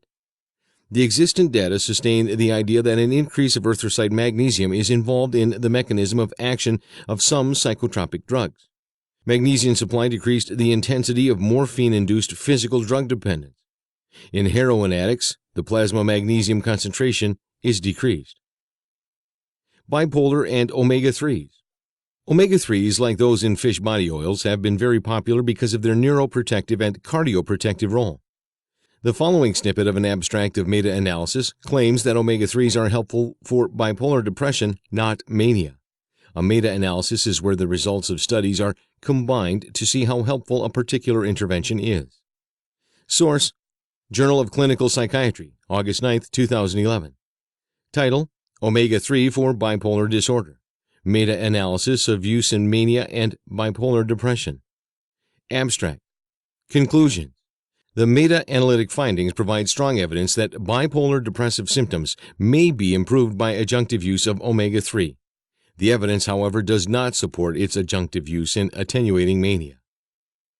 Bipolar and Complementary and Alternative Medicine, CAM. The following articles discuss various CAM interventions, the efficacy of nutrients in combination with mood stabilizers and antipsychotic medications in bipolar disordered depression, and branched-chain amino acids and magnesium seem to be effective in small studies with the attenuation of mania. Also, omega-3s, multi-nutrient formulas, acupuncture, N-acetylcysteine, and L-tryptophan are discussed. St. John's wort and SAMe for bipolar depression are seen as risky due to the possibility of inducing a manic state. Also, the fact that St. John's wort interacts with many drugs is mentioned. Aromatherapy massage therapy, and yoga are said to have not enough study data to recommend them. Source: Journal of Alternative and Complementary Medicine, New York, October 2011. Title: Bipolar Disorder and Complementary Medicine, Current Evidence, Safety Issues, and Clinical Considerations. Abstract background: bipolar disorder, or BD, is a debilitating syndrome that is often undiagnosed and undertreated. Population surveys show that persons with BD can self-medicate with complementary and alternative medicine, or CAM, or integrative therapies in spite of limited research evidence supporting their use. To date, no review has focused specifically on non-conventional treatments of BD. Objectives: the study objectives were to present a review of non-conventional, complementary, and integrative interventions examined in clinical trials on BD and to offer provisional guidelines for the judicious integrative use of CAM in the management of BD. Methods: PubMed, Web of Science, and Cochrane Library databases were searched for human clinical trials in English during mid-2010 using bipolar disorder and CAM therapy and CAM medicine research terms. Effect sizes, Cohen's d, were also calculated where data were available. Several positive high-quality studies on nutrients in combination with conventional mood stabilizers and antipsychotic medications in BD depression were identified. While branched-chain amino acids and magnesium were effective, small studies in attenuating mania in BD. In the treatment of bipolar depression, evidence was mixed regarding omega-3, while isolated studies provide provisional support for a multi-nutrient formula, N-acetylcysteine, and L-tryptophan. In one study, acupuncture was found to have favorable but non-significant effects on mania and depression outcomes. Conclusion: current evidence supports the integrative treatment of BD using combinations of mood stabilizers and select nutrients. Other CAM or integrative modalities used to treat BD have not been adequately explored to date. However, some early findings are promising.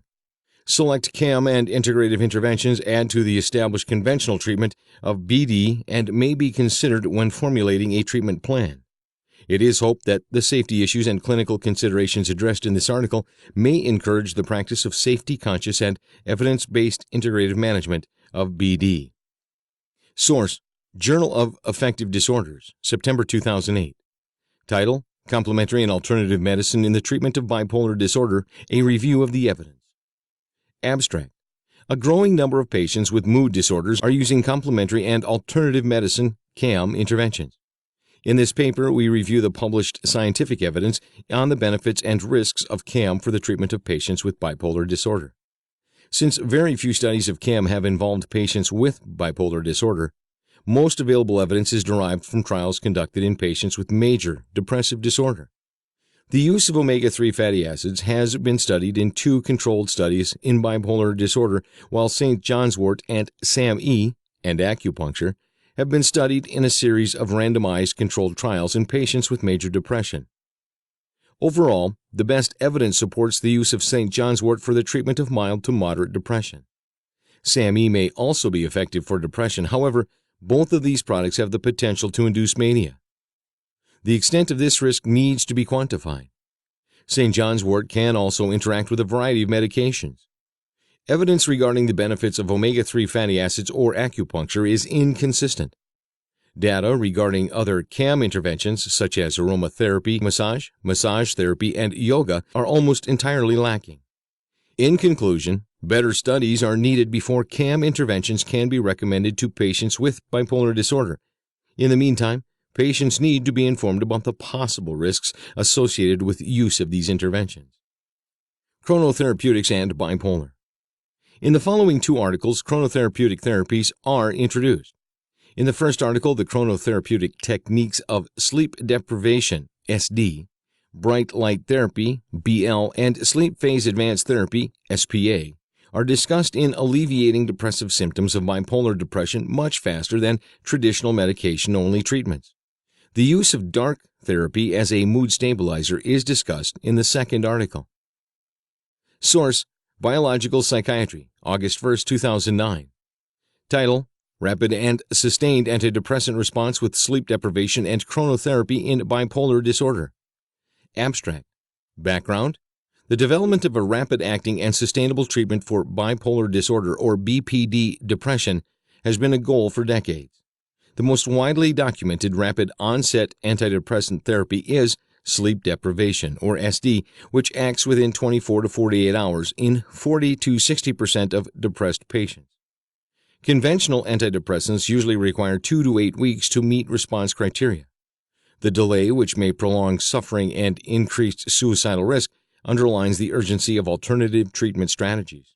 This study evaluates the combined efficacy of 3 established circadian-related treatments: SD, bright light, sleep phase advance as adjunctive treatment to lithium and antidepressants.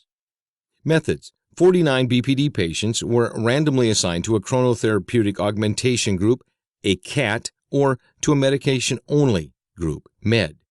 Clinical outcome was assessed using the Hamilton Rating Scale for depression. Results: significant decreases in depression in the CAT versus MED patients were seen within 48 hours of SD and were sustained over a 7-week period. Conclusions: this is the first study to demonstrate the benefit of adding 3 non-invasive circadian-related interventions to SD in medicated patients to accelerate and sustain antidepressant responses, and provides a strategy for the safe, fast-acting, and sustainable treatment of BPD. Source: Medical Hypotheses, 2008. Title: Dark Therapy for Bipolar Disorder Using Amber Lenses for Blue Light Blockade. Abstract: Dark therapy, in which complete darkness is used as a mood stabilizer in bipolar disorder, roughly the converse of light therapy for depression, has support in several preliminary studies. Although data are limited, darkness itself appears to organize and stabilize circadian rhythms. Yet ensuring complete darkness from 6 p.m. to 8 a.m. the following morning, as used in several studies thus far, is highly impractical and not accepted by patients. However, recent data on the physiology of human circadian rhythm suggests that virtual darkness may be achievable by blocking blue wavelengths of light. A recently discovered retinal photoreceptor, whose fibers connect only to the biological clock region of the hypothalamus, has been shown to respond only to a narrow band of wavelengths around 450 nm. Amber-tinted safety glasses, which block transmission of these wavelengths, have already been shown to preserve normal nocturnal melatonin levels in a light environment which otherwise completely suppresses melatonin production. Therefore, it may be possible to influence human circadian rhythms by using these lenses at night to blunt the impact of electrical light, particularly the blue light of ubiquitous television screens, by creating a virtual darkness. One way to investigate this would be to provide the lenses to patients with severe sleep disturbance of probable circadian origin. A preliminary case series herein demonstrates that some patients with bipolar disorder experience reduced sleep onset latency with this approach, suggesting a circadian effect. If amber lenses can effectively simulate darkness, a broad range of conditions might respond to this inexpensive therapeutic tool.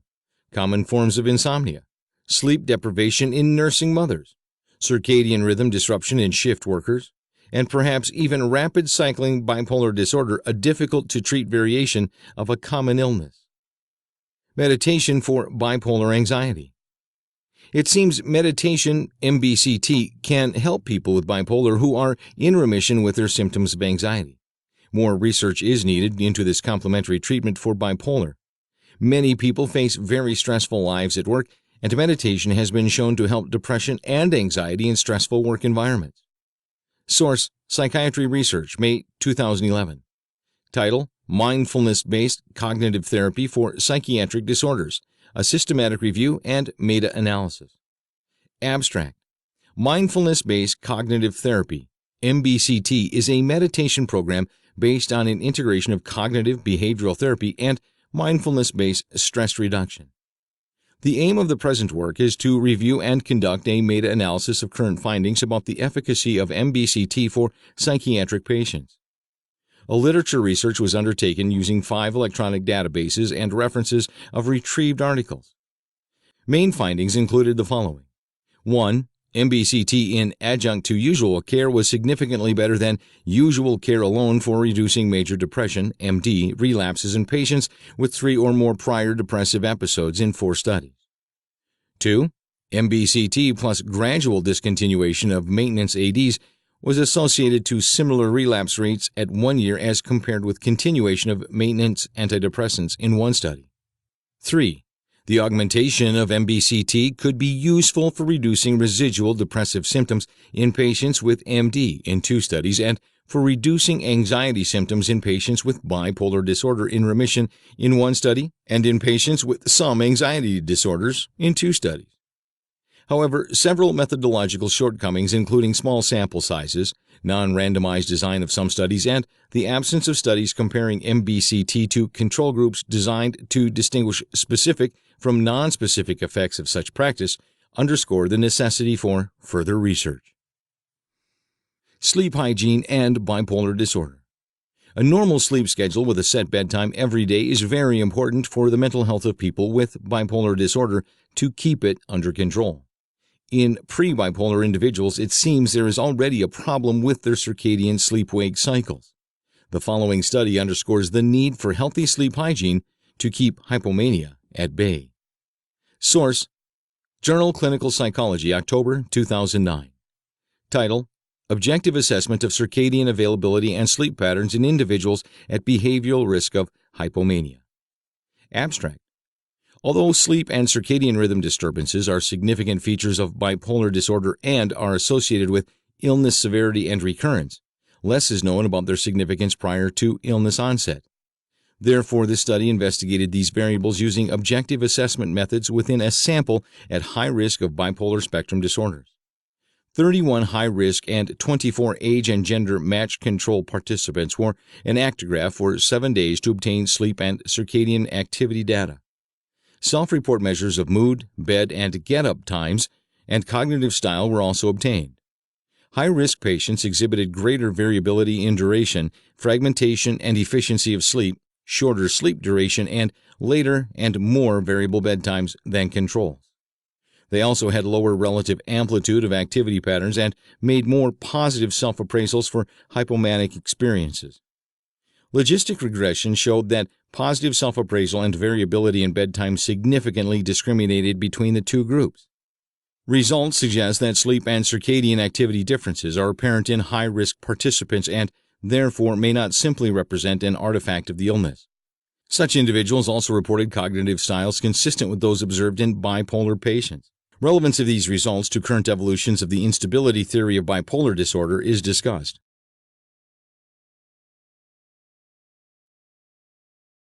Anxiety. Omega-3s and anxiety. Omega-3s are purported to stop schizophrenia in its prodrome and also has been shown to help people who are depressed. There are many in the medical community who believe that omega-3 fish oils can help people who are suffering with anxiety.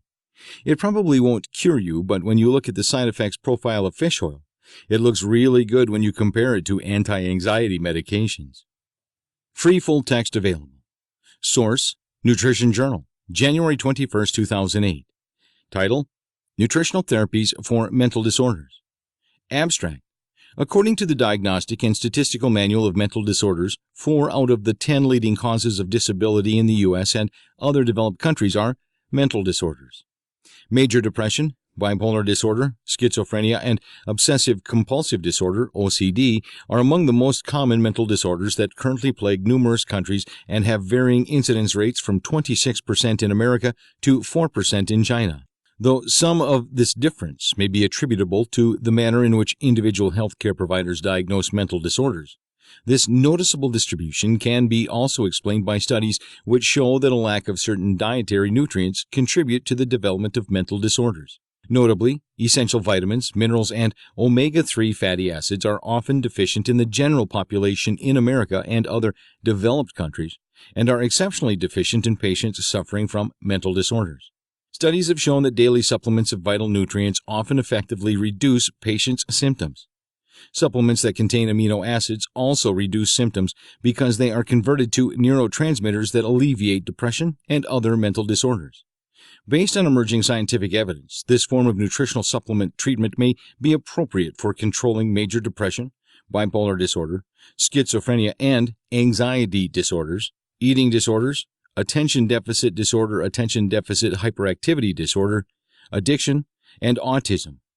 The aim of this manuscript is to emphasize which dietary supplements can aid the treatment of the four most common mental disorders currently affecting America and other developed countries: major depression, bipolar disorder, schizophrenia, and obsessive-compulsive disorder. Most antidepressants and other prescription drugs cause severe side effects which usually discourage patients from taking their medications. Such non-compliant patients who have mental disorders are at a higher risk for committing suicide or being institutionalized. One way for psychiatrists to overcome this non-compliance is to educate themselves about alternative or complementary nutritional treatments. Although in the case of certain nutrients, further research needs to be done to determine the best recommended doses of most nutritional supplements. Psychiatrists can recommend doses of dietary supplements based on previous and current efficacious studies, and then adjust the doses based on the results obtained. Exercise, meditation, and yoga for anxiety. According to the below article, yoga and exercise are effective for anxiety and depression. However, the article calls into question the prior article whether meditation is effective for anxiety. Medicine is not a perfect science, and some studies show that meditation is effective for anxiety while others do not. Yet each study gets us closer to the truth about the issue at hand. Some people, when anxious, meditate. They are able to get into a state of mind where stress and anxiety levels go down and their sense of well-being increases. Free full text available. Source: American Family Physician, April 15, 2010. Title: Exercise, Yoga, and Meditation for Depressive and Anxiety Disorders. Abstract: Anxiety and depression are among the most common conditions cited by those seeking treatment with complementary and alternative therapies such as exercise, meditation, Tai Chi, Qigong, and yoga. The use of these therapies is increasing. Several studies of exercise and yoga have demonstrated therapeutic effectiveness superior to no activity controls and comparable with established depression and anxiety treatments. High-energy exercise and frequent aerobic exercise at least 3 to 5 times per week reduce symptoms of depression more than less frequent or lower-energy exercise. Mindful meditation and exercise have positive effects as adjunctive treatments for depressive disorders, although some studies show multiple methodological weaknesses. For anxiety disorders, exercise and yoga have also shown positive effects, but there are far less data on the effects of exercise on anxiety than for exercise on depression. Tai Chi, Qigong, and meditation have not shown effectiveness as alternative treatments for depression and anxiety. Earthing and anxiety. In meditation, the Buddha is often shown with one hand on the earth grounding him. It turns out that grounding to the earth is extremely beneficial and healthy thing to do. In our houses, in our streets, in our sneakers and our shoes, we're missing the beneficial effects of the natural contact the earth that Adam and Eve once experienced. It is all about the transfer of electrons and ionization that makes everything so powerful to our bodies. We are the body electric. The following 3 abstracts explain some of the many benefits of earthing. Free full text. Source: Journal of Environmental Public Health, EPUB 2012, January 12. Title: Earthing: Health Implications of Reconnecting the Human Body to the Earth's Surface Electrons. Abstract: Environmental medicine generally addresses environmental factors with a negative impact on human health. However, emerging scientific research has revealed a surprisingly positive and overlooked environmental factor on health: direct physical contact with the vast supply of electrons on the surface of the Earth. Modern lifestyle separates humans from such contact. The research suggests that this disconnect may be a major contributor to physiological dysfunction and unwellness. Reconnection with the Earth's electrons has been found to promote intriguing physiological changes and subjective reports of well-being. Earthing or grounding refers to the discovery of benefits including better sleep and reduced pain from walking barefoot outside or sitting, working, or sleeping indoors connected to conductive systems that transfer the Earth's electrons from the ground into the body. This paper reviews the earthing research and the potential of earthing as a simple and easily accessed global modality of significant clinical importance. The Journey for Alternative Complementary Medicine, October 2004. The biologic effect of grounding the human body during sleep is measured by cortisol levels and subjective reporting of sleep, pain, and stress. Abstract. Objectives. Diurnal cortisol secretion levels were measured and circadian cortisol profiles were evaluated in a pilot study conducted to test the hypothesis that grounding the human body to Earth during sleep will result in quantifiable changes in cortisol. It was also hypothesized that grounding the human body would result in changes in sleep, pain, and stress, such as anxiety, depression, and irritability as measured by subjective reporting. Subjects and interventions. 12 subjects with complaints of sleep dysfunction, pain, and stress were grounded to Earth during sleep for 8 weeks in their own beds using a conductive mattress pad.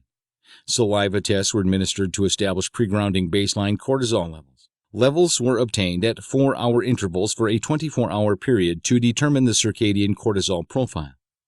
Cortisol testing was repeated at week 6. Subjective symptoms of sleep dysfunction, pain, and stress were reported daily throughout the 8-week period. Results. Measurable improvements in diurnal cortisol profiles were observed with cortisol levels significantly reduced during the nighttime sleep. Subjects' 24-hour circadian cortisol profile showed a trend toward normalization. Subjectively reported symptoms, including sleep dysfunction, pain, and stress, were reduced or eliminated in nearly all subjects. Conclusions. Results indicate that grounding the human body to Earth or earthing during sleep reduces nighttime levels of cortisol and resynchronizes cortisol hormone secretion more in alignment with the natural 24-hour circadian rhythm profile. Changes were most apparent in females. Furthermore, subjective reporting indicates that grounding the human body to Earth during sleep improves sleep and reduces pain and stress. Source: The Journal for Environmental Public Health, EPUB, January 12, 2012. Title: Earthing: Health Implications of Reconnecting the Human Body to the Earth's Surface Electrons. Abstract: Environmental medicine generally addresses environmental factors with a negative impact on human health. However, emerging scientific research has revealed a surprisingly positive and overlooked environmental factor on health: direct physical contact with the vast supply of electrons on the surface of the Earth. Modern lifestyle separates humans from such contact. The research suggests that this disconnect may be a major contributor to physiological dysfunction and unwellness. Reconnection with the Earth's electrons has been found to promote intriguing physiological changes and subjective reports of well-being. Earthing or grounding refers to the discovery of benefits including better sleep and reduced pain from walking barefoot outside or sitting, working, or sleeping indoors connected to conductive systems that transfer the Earth's electrons from the ground into the body. This paper reviews the earthing research and the potential of earthing as a simple and easily accessed global modality of significant clinical importance. Aromatherapy and anxiety. Some aromatherapy agents can have anti-anxiety properties such as the ones listed in the abstract below. Scents have the power to relieve depression, anxiety, and stress, as well as put one in a calmer frame of mind.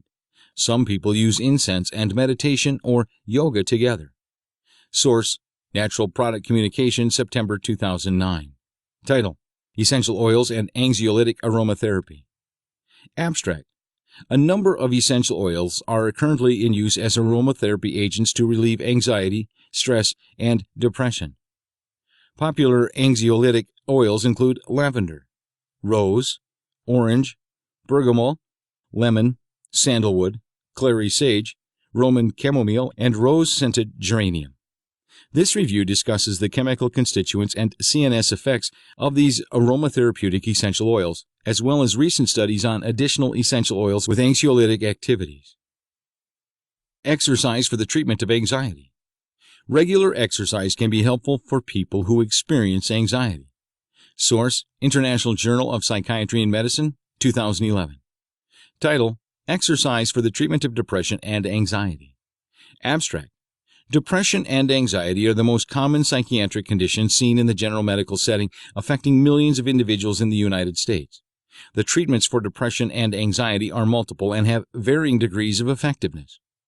Physical activity has been shown to be associated with decreased symptoms of depression and anxiety. Physical activity has been consistently shown to be associated with improved physical health, life satisfaction, cognitive functioning, and psychological well-being. Conversely, physical inactivity appears to be associated with the development of psychological disorders. Specific studies support the use of exercise as a treatment for depression. Exercise compares favorably to antidepressant medications as a first-line treatment for mild to moderate depression and has also been shown to improve depressive symptoms when used as an adjunct to medications. While not as extensively studied, exercise has been shown to be an effective and cost-effective treatment alternative for a variety of anxiety disorders. While effective, exercise has not been shown to reduce anxiety to the level achieved by psychopharmaceuticals. Music and anxiety. It is common sense that certain types of music can influence our state of mind. The following article from the Harvard Review of Psychiatry indicates that clinical studies have shown that music can influence the brain and possibly play an important role as an alternative add-on treatment of anxiety. So, if one is in an anxious state, Mozart can be more helpful than Megadeth. Source: Harvard Review of Psychiatry, January-February 2011. Title: Mental Health Implications of Music. Insight from Neuroscientific and Clinical Studies. Abstract: Neuroscientific and clinical studies of music over the past 2 decades have substantially increased our understanding of its use as a means of therapy. The authors briefly review current literature related to music's effect on people with different mental illnesses and examine several neurobiological theories that may explain its effectiveness or lack thereof in treating psychiatric disorders. Neuroscientific studies have shown music to be an agent capable of influencing complex neurobiological processes in the brain and suggest that it can potentially play an important role in treatment. Clinical studies provide some evidence that music therapy can be used as an alternative therapy in treating depression, autism, schizophrenia, and dementia, as well as problems of agitation, anxiety, sleeplessness, and substance misuse, though whether it can actually replace other modes of treatment remains undetermined. Future research should include translational studies involving both neuroscience and clinical medicine that investigate the long-term effects of music intervention and that lead to the development of new strategies for music therapy. Laughter and anxiety. Laughter and anxiety. Laughter can help people with anxiety and resiliency, as these 2 articles point out. Make them laugh. Therapeutic humor for patients with grief-related stress or anxiety, and as well, laughter, nature's epileptoid catharsis. There are no good abstracts that I can cite on this topic, but as the old pithy saying goes, laughter is the best medicine. Picking up a junk book costs a few dollars. There are free apps on the iPhone and the Android that have great jokes. Making a joke a day part of one's life can give anybody something to look forward to reading every day, as well as arming them with a potential repertoire of jokes at parties or among friends. Green tea and anxiety. It turns out that drinking green tea is one of the best ways to get theanine into your diet. When you drink green tea, you get the lift of the caffeine plus the calming of the theanine, a very nice combination in lieu of coffee. Source: Molecules, December 7, 2009. Title: Neuroprotection by Radical Avoidance, Search for Suitable Agents. Abstract: Neurodegeneration is frequently associated with the damage by free radicals. However, increases in reactive oxygen and nitrogen species, which may ultimately lead to neuronal cell death, do not necessarily reflect its primary cause, but can be a consequence of otherwise induced cellular dysfunction. Detrimental processes which promote free radical formation are initiated by disturbances in calcium homeostasis, mitochondrial malfunction, and age-related decline in the circadian oscillator system. Free radicals generated at high rates under pathophysiological conditions are insufficiently detoxified by scavengers. Interventions at the primary causes of dysfunction which avoid secondary rises in radical formation may be more efficient. The aim of such approaches should be to prevent calcium overload, to reduce mitochondrial electron dissipation, to support electron transport capacity, and to avoid circadian perturbations. L-theanine and several amphiphilic nitrones are capable of countering excitotoxicity and/or mitochondrial radical formation. Resveratrol seems to promote mitochondrial biogenesis. Mitochondrial effects of leptin include attenuation of electron leakage. Melatonin combines all the requirements mentioned, additionally regulates anti- and pro-oxidant enzymes, and is, with few exceptions, very well tolerated. In this review, the perspectives, problems, and limits of drugs are compared which may be suitable for reducing the formation of free radicals. Avocados and anxiety. The fatty acids in avocados are good for reducing anxiety. Free full text. Source: Critical Review of Food Sciences and Nutrition, 2013. Title: Hass avocado composition and potential health effects. Abstract: Hass avocados, the most common commercial avocado cultivars in the world, contain a variety of essential nutrients and important phytochemicals. Although the official avocado serving is 1/5 of a fruit, according to N. Haynes' analysis, the average consumption is 1/2 an avocado, which provides a nutrient and phytochemical-dense food consisting of the following: dietary fiber, total sugar, potassium, sodium, magnesium, vitamin A, vitamin C, vitamin E, vitamin K1, folate, vitamin B6, niacin, pantothenic acid, riboflavin, choline, lutein, phytosterols, and highly monounsaturated fatty acids, and high monounsaturated fatty acids. The avocado oil consists of 71% monounsaturated fatty acids, MUFA, 13% polyunsaturated fatty acids, PUFA, and 16% saturated fatty acids, SFA, which helps to promote healthy blood lipid profiles and enhance the bioavailability of fat-soluble vitamins and phytochemicals from the avocado and other fruits and vegetables, naturally low in fat, which are consumed with avocados. There are 8 preliminary clinical studies showing that avocado consumption helps support cardiovascular health. Exploratory studies suggest that avocados may support weight management and healthy aging.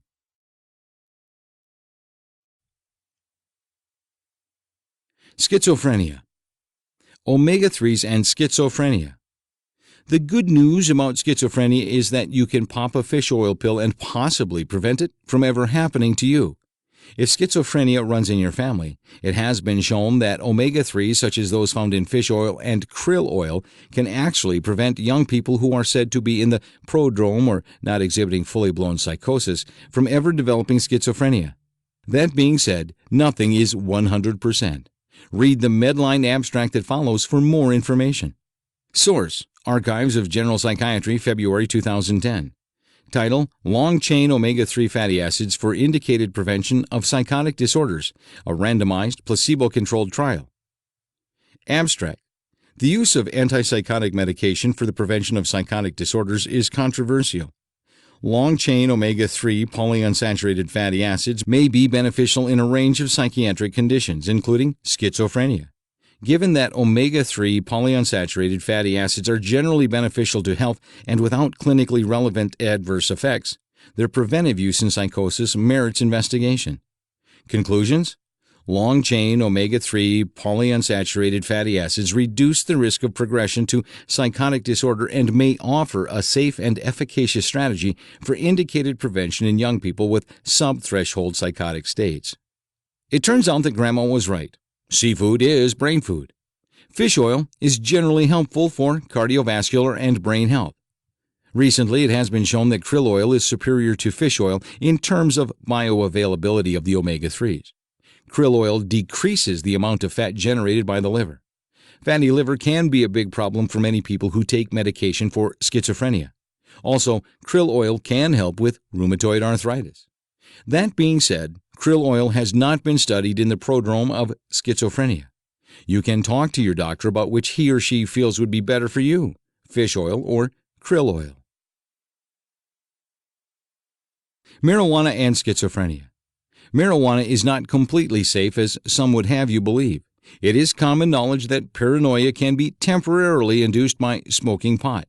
However, it is not commonly known that chronic schizophrenia can be caused by smoking marijuana. So if schizophrenia runs in your family and you don't have any psychosis yet, I'd advise you to avoid marijuana because it can trigger lifelong psychosis.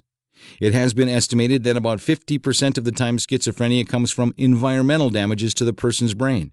One of the insults that can cause schizophrenia is THC, the active ingredient in marijuana. Full text available. Source: Frontiers in Psychiatry, October 2013. Title: Cannabis Use During Adolescent Development, Susceptibility to Psychiatric Illness. Abstract: Cannabis use is increasingly pervasive among adolescents today, even more common than cigarette smoking. The evolving policy surrounding the legalization of cannabis reaffirms the need to understand the relationship between cannabis exposure early in life and psychiatric illnesses.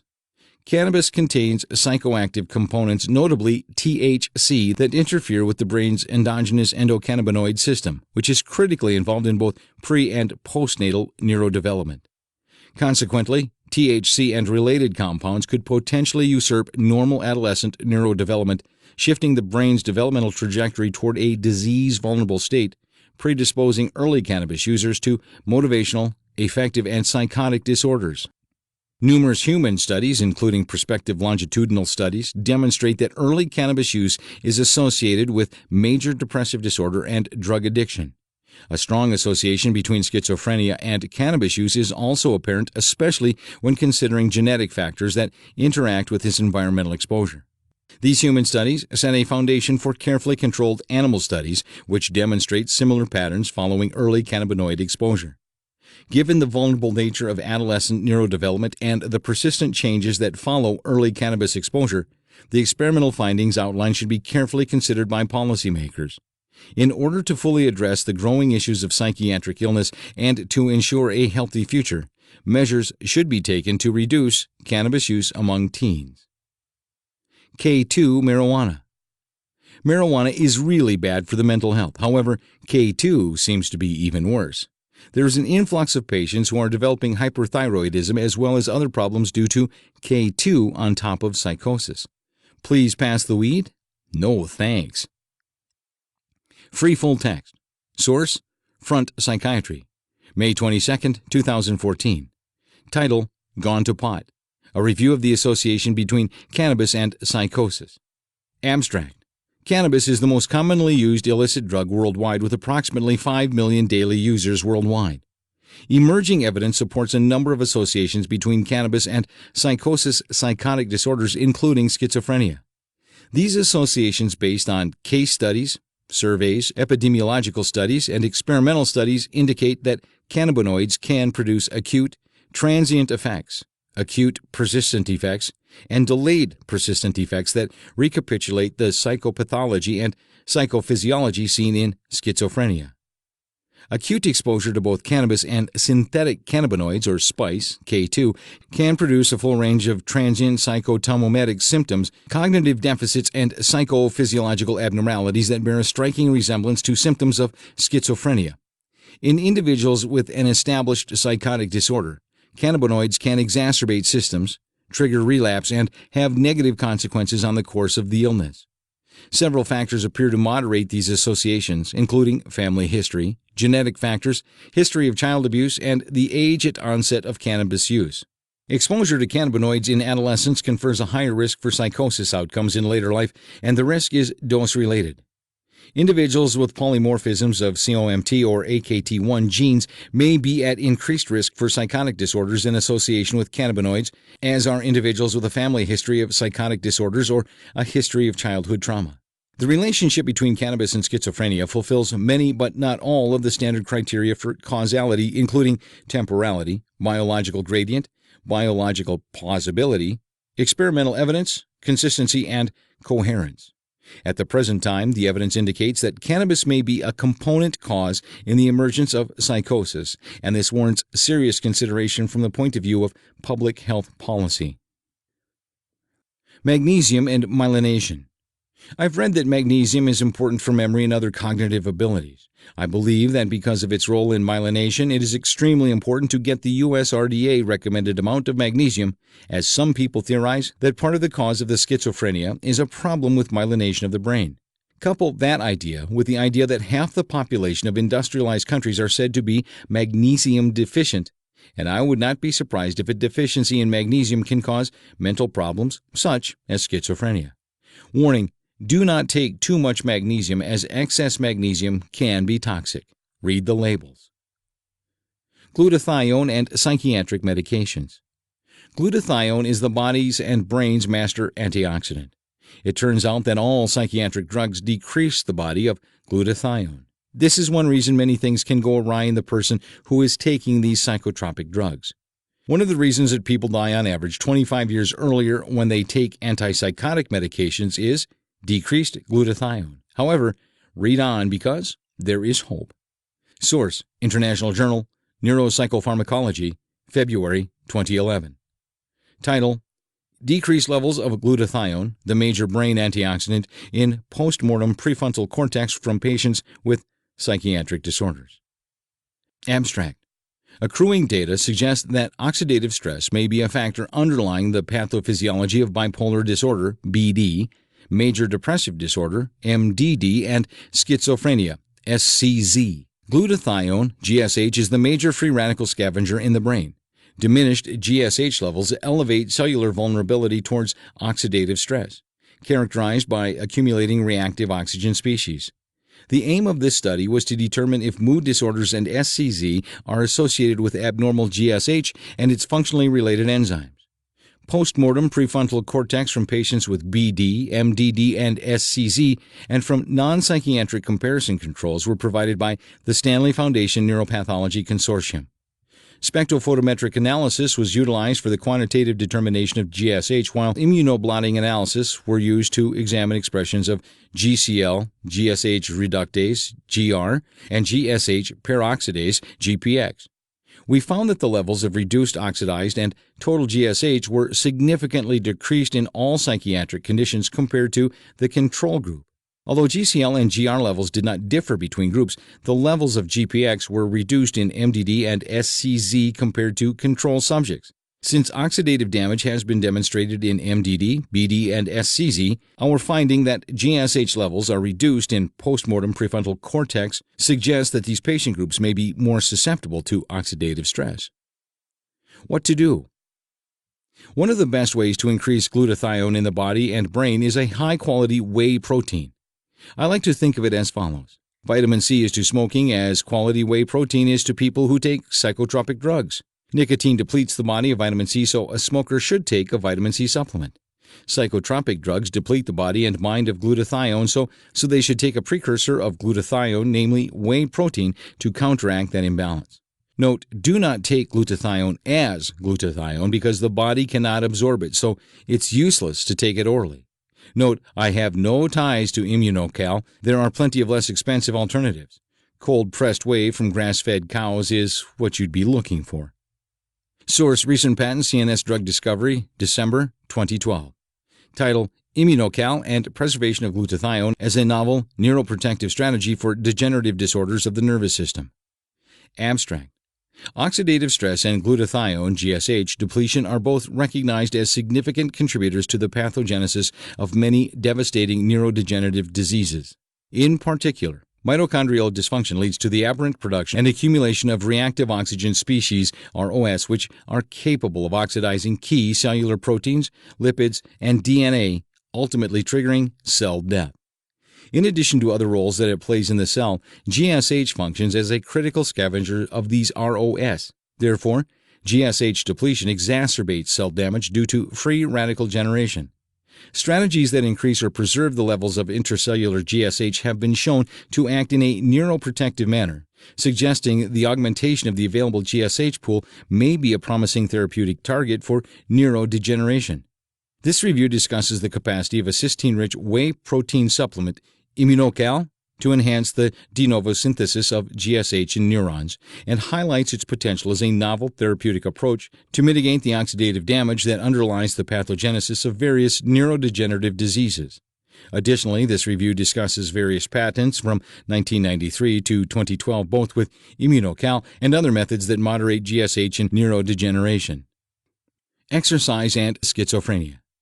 Exercise is important for everybody, but because statistics say that people with schizophrenia die on average 25 years earlier, exercise becomes even more vital. Exercise is crucial for long-term health for people with schizophrenia, and one of the best ways to get it is walking. Also, sunlight is extremely important for avoiding comorbid depression.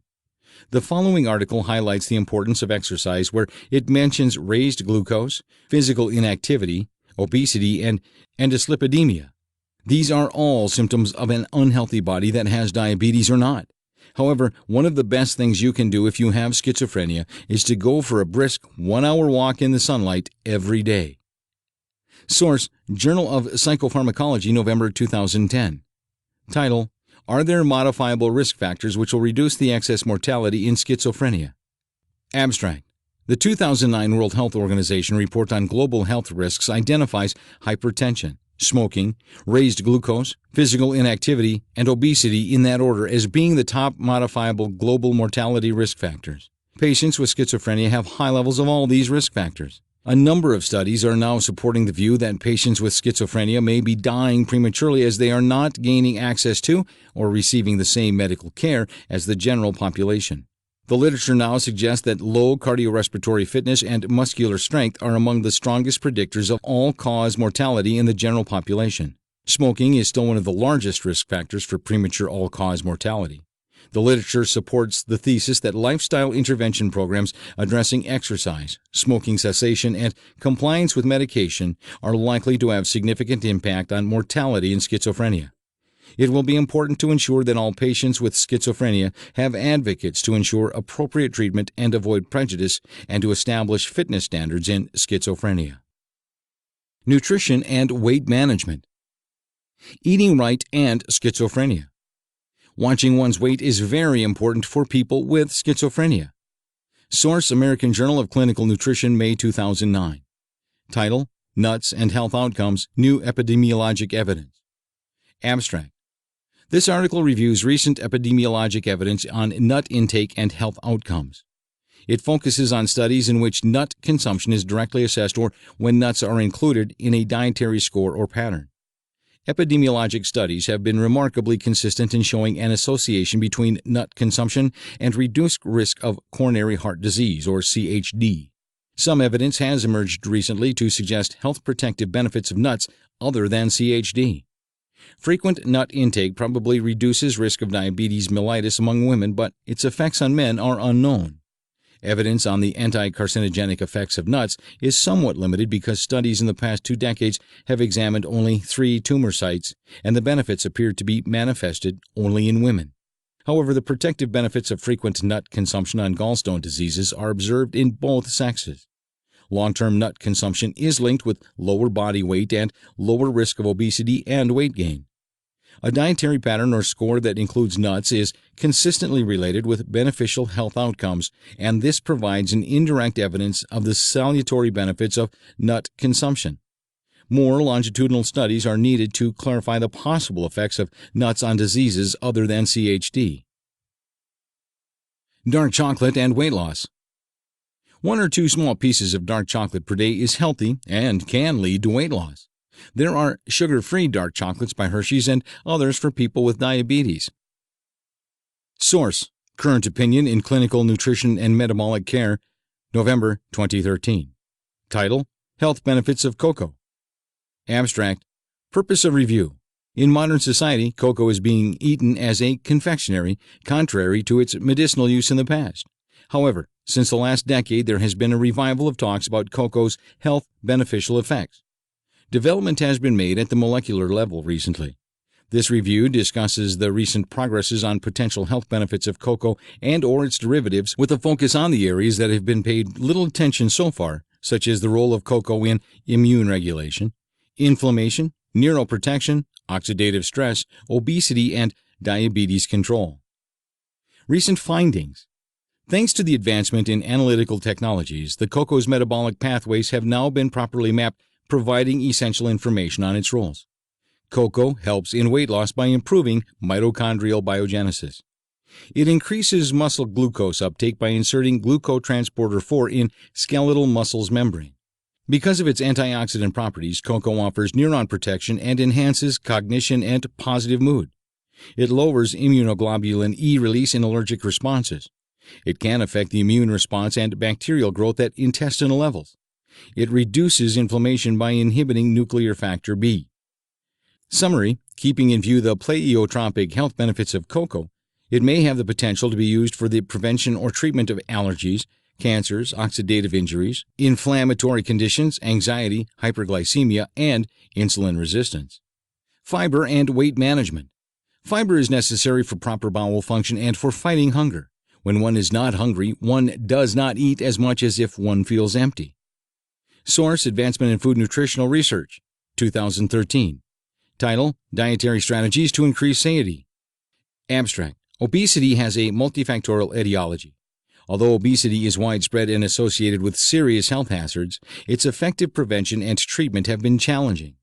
Among the currently available treatment approaches, lifestyle modification to induce a negative energy balance holds a particularly larger appeal due to its wider reach and relative safety.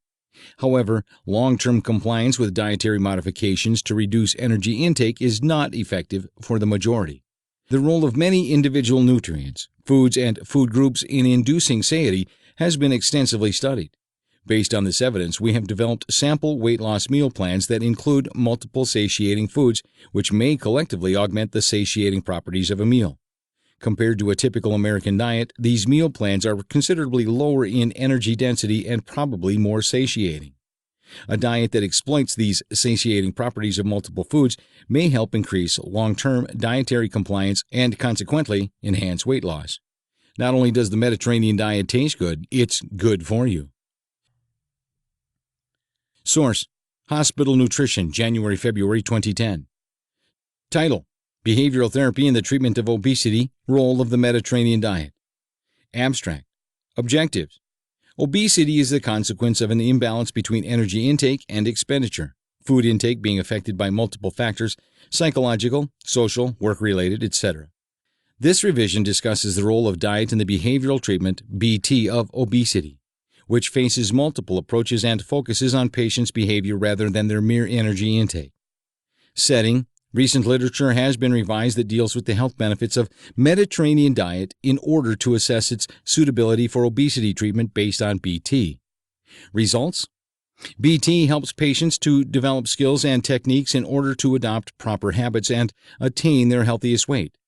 Patients learn to establish realistic goals, both as regards weight and behavior, and to evaluate their progress in modifying eating and exercising habits.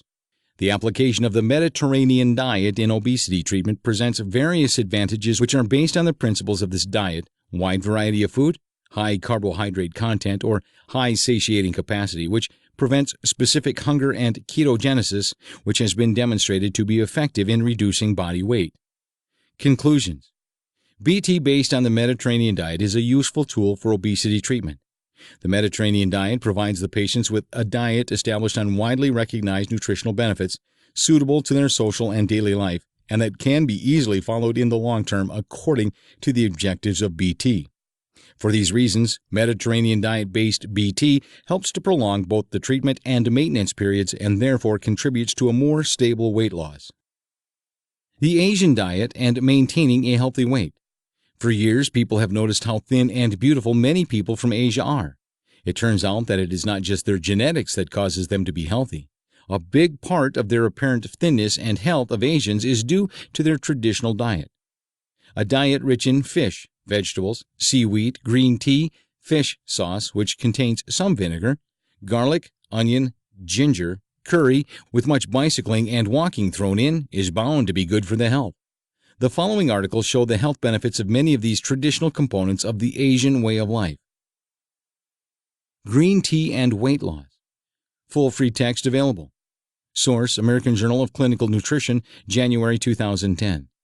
Title: Effect of green tea catechins with or without caffeine on anthropometric measures, a systematic review and meta-analysis. Abstract. Background: Green tea catechins, GTCs, with or without caffeine, have been studied in randomized controlled trials, RCTs, for their effect on anthropometric measures and have yielded conflicting results. Objective. The objective was to perform a systematic review and meta-analysis of RCTs of GTCs on anthropometric variables, including body mass index, BMI, body weight waist circumference, WC, and waist-to-hip ratio, WHR. Design. A systematic literature search of Medline, Embase, Central, and the Natural Medicine's Comprehensive Database was conducted through April 2009. RCTs that evaluated GTCs with or without caffeine and that reported BMI, body weight, WC, and WHR were included. The weighted mean difference of change from baseline was calculated by using a random effects model. Results.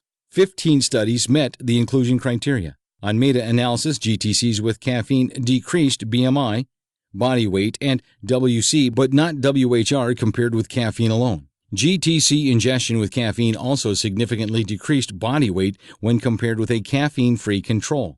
Studies that evaluated GTCs without concomitant caffeine administration did not show benefits on any of the assessed anthropometric endpoints. Conclusions. The administration of GTCs with caffeine is associated with statistically significant reductions in BMI, body weight, and WC. However, the clinical significance of these reductions is modest at best. Current data do not suggest that GTCs alone positively alter anthropometric measurements. Free full text available. Source: Journal of American College of Cardiology, January 22, 2008. Title: Dietary Strategies for Improving Postprandial Glucose, Lipids, Inflammation, and Cardiovascular Health. Abstract. The highly processed, calorie-dense, nutrient-deplete diet favored in the current American culture frequently leads to exaggerated supraphysiological postprandial spikes in blood glucose and lipids. This state, called postprandial dysmetabolism, induces immediate oxidant stress, which increases in direct proportion to the increases in glucose and triglycerides after a meal. The transient increase in free radicals acutely triggers atherogenic changes, including inflammation, endothelial dysfunction, hypercoagulability, and sympathetic hyperactivity. Postprandial dysmetabolism is an independent predictor of future cardiovascular events, even in non-diabetic individuals. Improvements in diet exert profound and immediate favorable changes in the postprandial dysmetabolism. Specifically, a diet high in minimally processed, high-fiber, plant-based foods such as vegetables and fruits, whole grains, legumes, and nuts will markedly blunt the post-meal increases in glucose, triglycerides, and inflammation. Additionally, lean protein, vinegar, fish oil, tea, cinnamon, calorie restriction, weight loss, exercise, and low-dose to moderate-dose alcohol each positively impact postprandial dysmetabolism. Experimental and epidemiological studies indicate that eating patterns such as the traditional Mediterranean or Okinawan diets that incorporate these types of foods and beverages reduce inflammation and cardiovascular risk. This anti-inflammatory diet should be considered for the primary and secondary prevention of coronary artery disease and diabetes. Walking and bicycling. Free full text available. Title: Physical Activity and Public Health. Recommendations for Exercise Prescription. Article in Portuguese. Abstract. During the last half-century, scientific data have been accumulated through epidemiological and clinical studies that clearly document the significant health benefits associated with regular physical activity. This paper will analyze the latest recommendations for prescribing exercise in all age groups in healthy subjects and to individuals with chronic non-communicable diseases such as overweight, obesity, diabetes, hypertension, cardiovascular disease, and cancer that contribute to the leading causes of global mortality. A search in the PubMed database was performed and were also searched the recommendations of the World Health Organization and scientific organizations in Portugal. Most health benefits occur with at least 150 minutes of aerobic exercise of moderate intensity accumulated over the week, which can be split into periods of at least 10 minutes. Brisk walking seems to be the preferred aerobic exercise. Vigorous intensity aerobic exercise and resistance exercises for muscle strengthening, at least 2 days a week, are also recommended. Children, youth, older adults, and people with overweight have particular needs for physical activity. Additional benefits occur with increasing quantity and quality of physical activity through the proper manipulation of the exercise density, intensity, frequency, and duration. However, some physical activity is better than none. The role of health professionals in prescribing appropriate exercise to their patients is fundamental to their involvement in increasing their physical activity levels and thus contributing to their health promotion and prevention and treatment of major non-communicable chronic diseases. Ginger, garlic, onion, and curry, and weight loss. Source: Food and Function, April 2013. Title: Dietary Spices as Beneficial Modulators of Lipid Profile in Conditions of Metabolic Disorders and Diseases. Abstract: Spices are valued for their medicinal properties besides their use as food adjuncts to enhance the sensory quality of food. Dietary garlic, onion, red pepper, turmeric, and ginger have been proven to be effective hypocholesterolemics in experimentally induced hypercholesterolemia.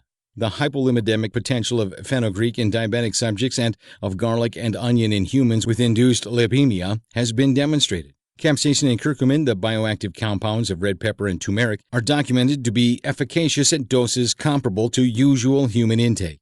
Capsaicin and curcumin have been shown to be hypotriglyceridemic, thus preventing accumulation of fat in the liver under adverse situations by enhancing triglyceride transport out of the liver. Capsaicin, curcumin, fenugreek, ginger, and onion enhance secretion of bile acids into bile. These hypocholesterolemic spices and spice principles reduce blood and liver cholesterol by enhancing cholesterol conversion to bile acids through activation of a special hydroxylase. Many human trials have been carried out with garlic, onion, and fenugreek. The mechanism underlying the hypocholesterolemic and hypotriglyceridemic influences of spices is fairly well understood. Health implications of the hypocholesterolemic effect of spices experimentally documented are cardioprotection, protection of the structural integrity of erythrocytes by restoration of membrane cholesterol phospholipid profile, and prevention of cholesterol gallstones by modulation of the cholesterol saturation index in bile. Vegetables and weight loss. Free full text available. Source: American Family Physician, June 15, 2004. Title: Metabolic Syndrome, Time for Action. Abstract: The constellation of dyslipidemia, elevated blood pressure, impaired glucose tolerance, and central obesity is identified now as metabolic syndrome, also called Syndrome X. Soon, metabolic syndrome will overtake cigarette smoking as the #1 risk factor for heart disease among the U.S. population. The National Cholesterol Education Program Adult Treatment Panel 3 has identified metabolic syndrome as an indication for vigorous lifestyle intervention. Effective interventions include diet, exercise, and judicious use of pharmacologic agents to address specific risk factors. Weight loss significantly improves all aspects of metabolic syndrome.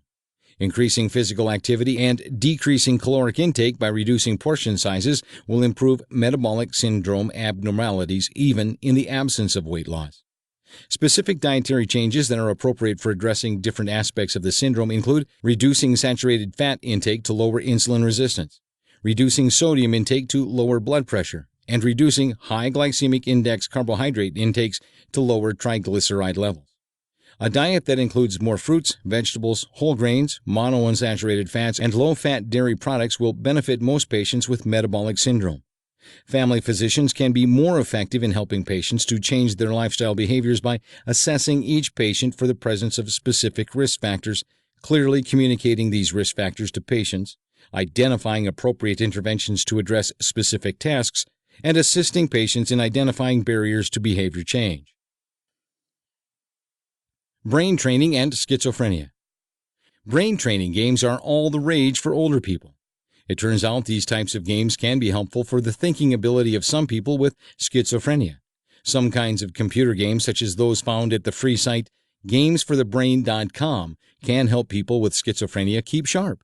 For a selection of more games, you can go to a video game store and ask about brain training games. It's a $1 billion per year industry. The store clerk can tell you which brain training games are currently popular, as this will change from season to season. Source: American Journal of Psychiatry, December 2007. A meta-analysis of cognitive remediation in schizophrenia. Abstract. Objective. This study evaluated the effects of cognitive remediation for improving cognitive performance, symptoms, and psychosocial functioning in schizophrenia.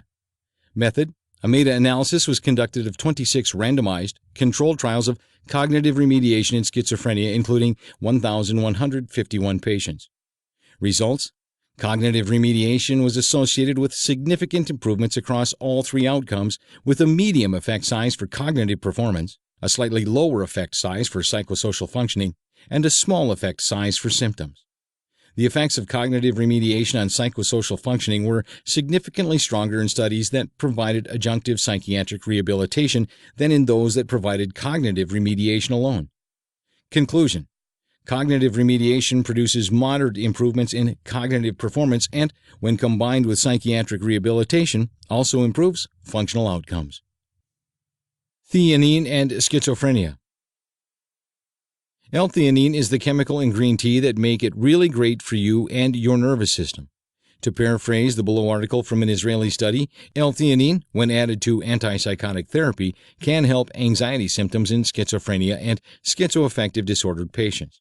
Also, there is an article that mentions the DHEA in addition to L-theanine may be more effective than either alone. This information is relatively new, so take it with a grain of salt. That being said, it could be of help, so it was worth mentioning. Meditation and schizophrenia.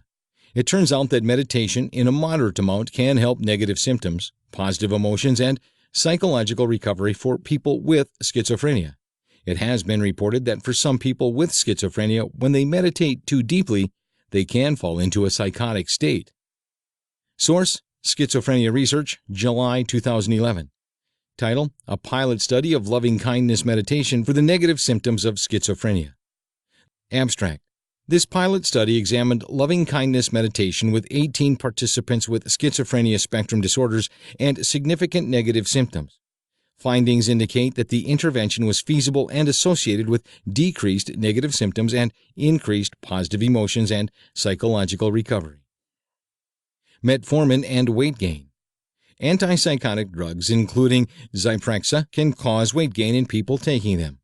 Taking metformin in addition to following a healthy diet and exercise may help some people avoid much of this problem. Source: Journal of Psychopharmacology, Oxford, England, June 2011. Title: Metformin for Obesity and Glucose Dysregulation in Patients with Schizophrenia Receiving Antipsychotic Drugs. Abstract: Antipsychotic drug-induced weight gain and glucose dysregulation add to the cardiovascular risk of patients with schizophrenia and contribute to their early mortality. The currently recommended interventions to address the metabolic complications of antipsychotic drug treatment are to switch the patient from an antipsychotic drug with high metabolic liability to one with a lower liability and to implement lifestyle changes. These interventions can be quite challenging to carry out. So far, the progress in improving the metabolic and cardiovascular outcome of patients with major mental illness has been disappointing. We offer an overview of the literature on metformin for antipsychotic drug-induced weight gain and glucose dysregulation and pertinent literature from the Diabetes Prevention Program. We conclude that young adults with schizophrenia newly exposed to antipsychotic drugs who show a pattern of rapid weight gain and/or glucose dysregulation are prime candidates for metformin if switching the antipsychotic medication to one with a lower metabolic burden is not an option or does not curtail the weight gain and/or adverse metabolic effects. Metformin therapy should not preclude healthy lifestyle interventions. The role of milk thistle in helping fatty liver in people who take antipsychotic medications. Milk thistle has been known in Europe for thousands of years as a liver tonic. Many people who take antipsychotic medications develop a health problem called fatty liver. Milk thistle has been shown to help with this problem as well as other liver problems. Talk to your doctor before you try milk thistle, as it may speed your drug metabolism, making it a problematic supplement. Source: Alternative Medicine Review, December 1998. Title: A Review of Plants Used in the Treatment of Liver Disease, Part 1. Abstract: Botanicals have been used traditionally by herbalists and indigenous healers worldwide for the prevention and treatment of liver disease. Clinical research in this century has confirmed the efficacy of several plants in the treatment of liver disease. Basic scientific research has uncovered the mechanisms by which some plants afford their therapeutic effects. Milk thistle has been shown to have clinical applications in the treatment of toxic hepatitis, fatty liver, cirrhosis, ischemic injury, radiation toxicity, and viral hepatitis via its antioxidant, anti-lipid, peridoxative, antifibrotic, anti-inflammatory, immunomodulating, and liver-regenerating effects. Picorizza, though less well-researched than milk thistle, appears to have similar applications and mechanisms of action. When compared with milk thistle, the hepatoprotective effect of picorizza was found to be similar or in many cases superior to the effect of milk thistle. Inflammation and schizophrenia.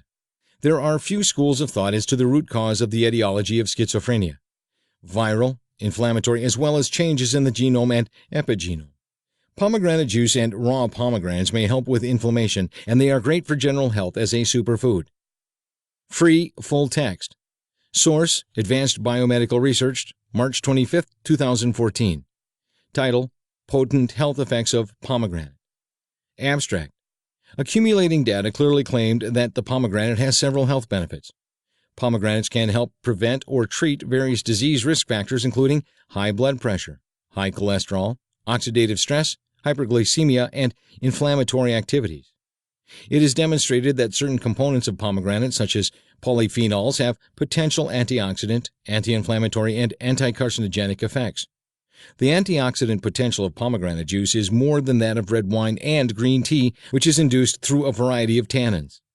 Pomegranate juice can reduce macrophage oxidative stress, free radicals, and lipid peroxidation. Moreover, pomegranate fruit extract prevents cell growth and induces apoptosis, which can lead to its anti-carcinogenic effects. In addition, promoter inhibition of some inflammatory markers and their production are blocked via these tannins.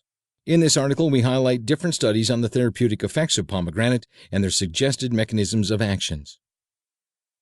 Aspirin and schizophrenia. One of the theories of schizophrenia is that there is an inflammatory process present that has gone out of control.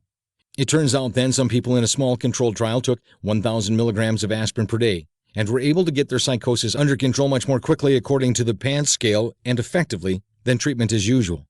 The problem with aspirin, as well as other NSAIDs, the non-steroidal anti-inflammatory drugs, is that they can wreak havoc on the gut and make people bleed. For short periods of time, to take 1/4 of the maximum daily dose, 4,000 milligrams, for an adult could be very helpful in the short term to get a runaway episode under control. Of course, there would need to be larger trials as well as more science thrown at this question. However, initial findings look promising.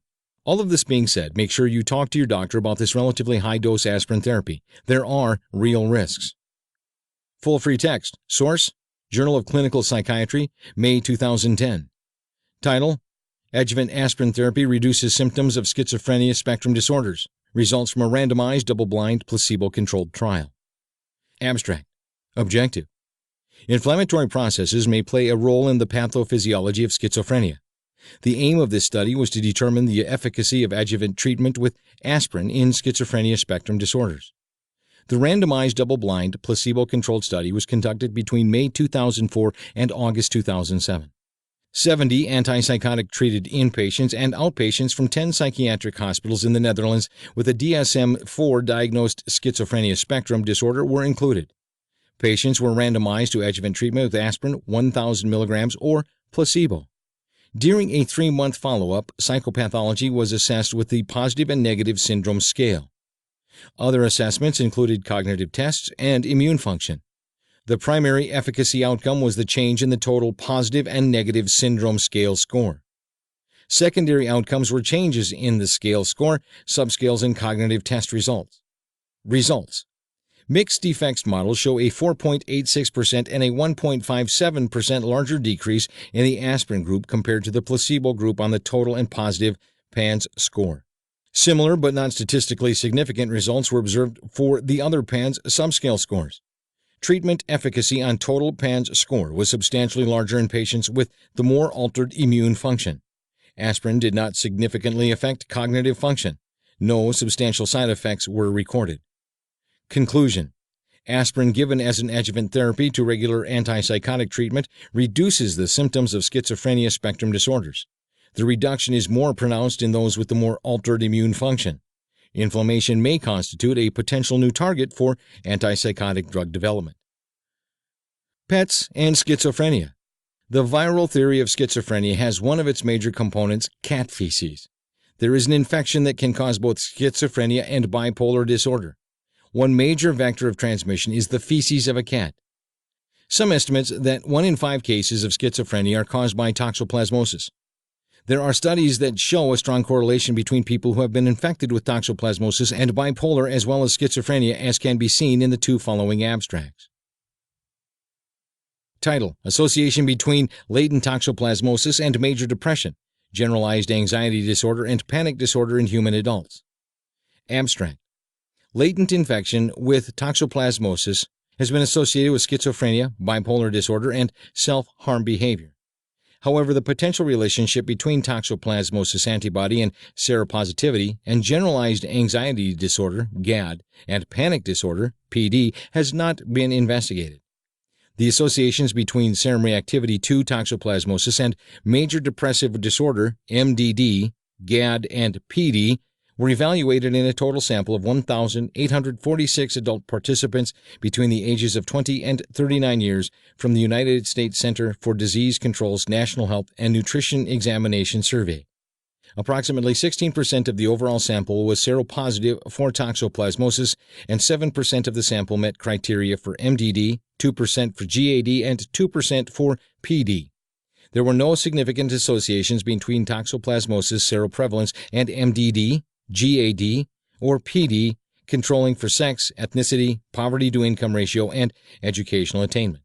However, limited evidence suggests a possible association between absolute antibodies for toxoplasmosis and GAD and PD, but not MDD.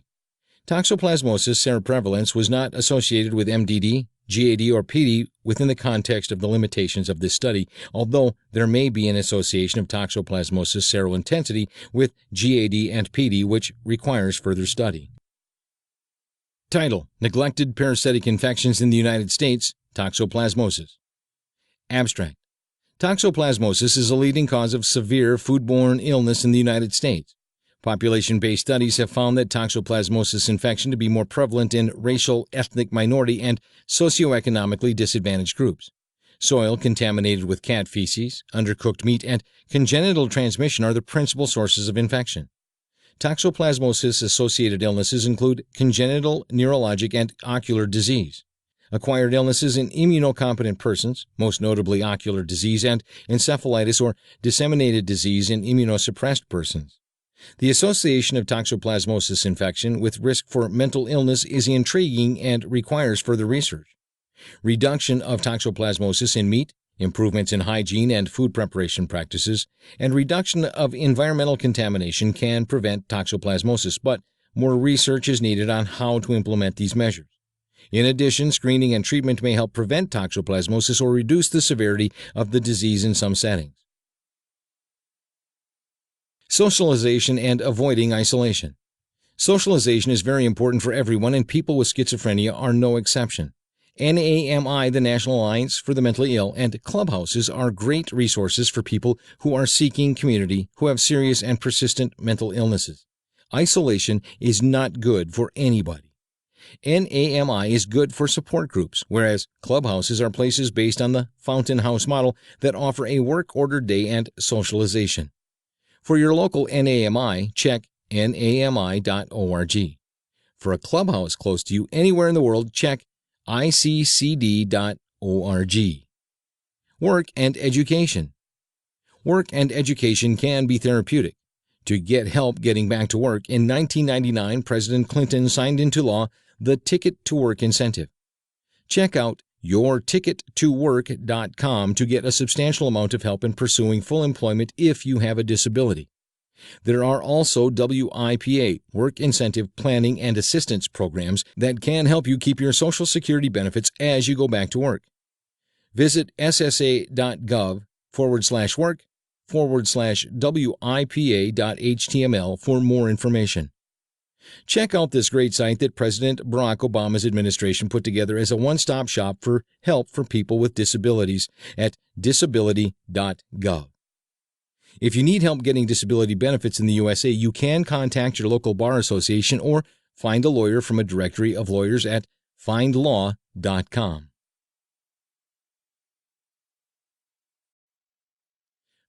Final thoughts.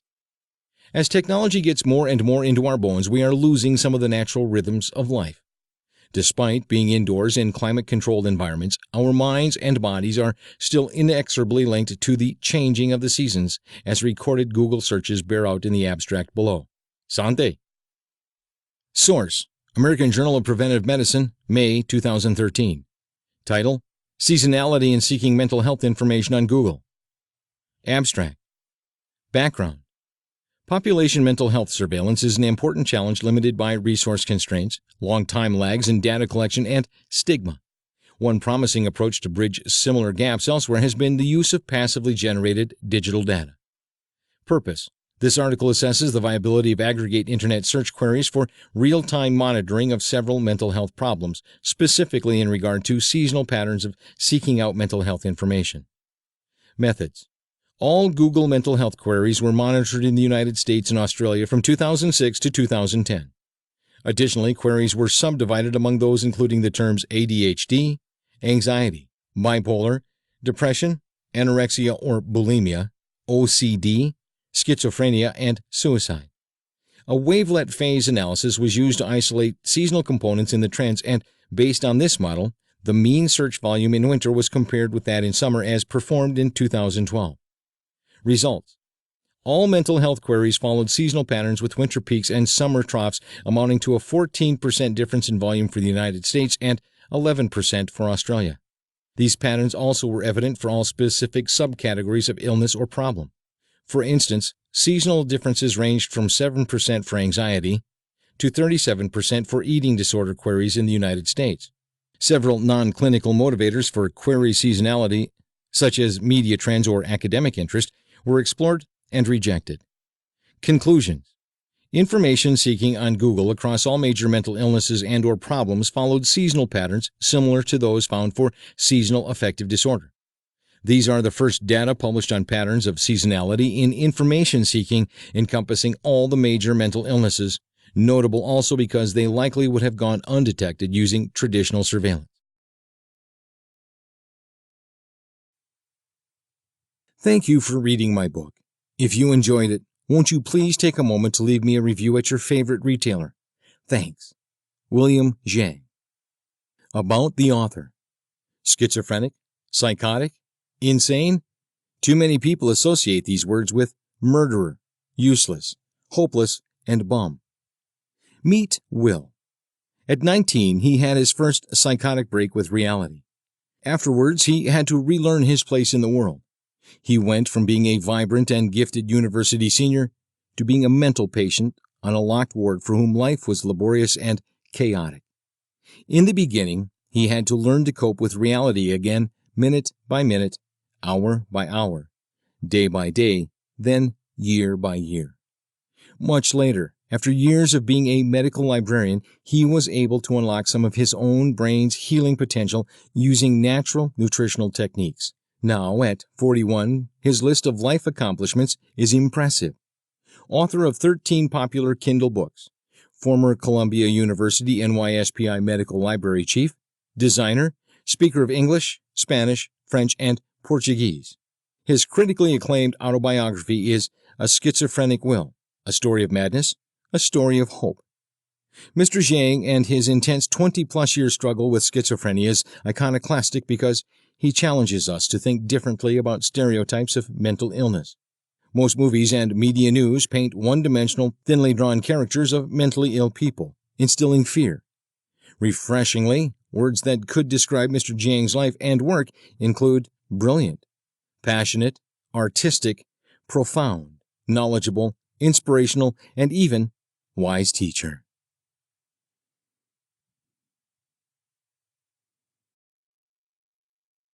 This has been Guide to Natural Mental Health, Anxiety, Bipolar, Depression, Schizophrenia, and Digital Addiction, Nutrition and Complementary Therapies. Written by William Zhang, MLS. Narrated by Kelly Rhodes. Copyright 2014 by William Zhang. Production copyright 2015 by William Zhang. Audible hopes you have enjoyed this program.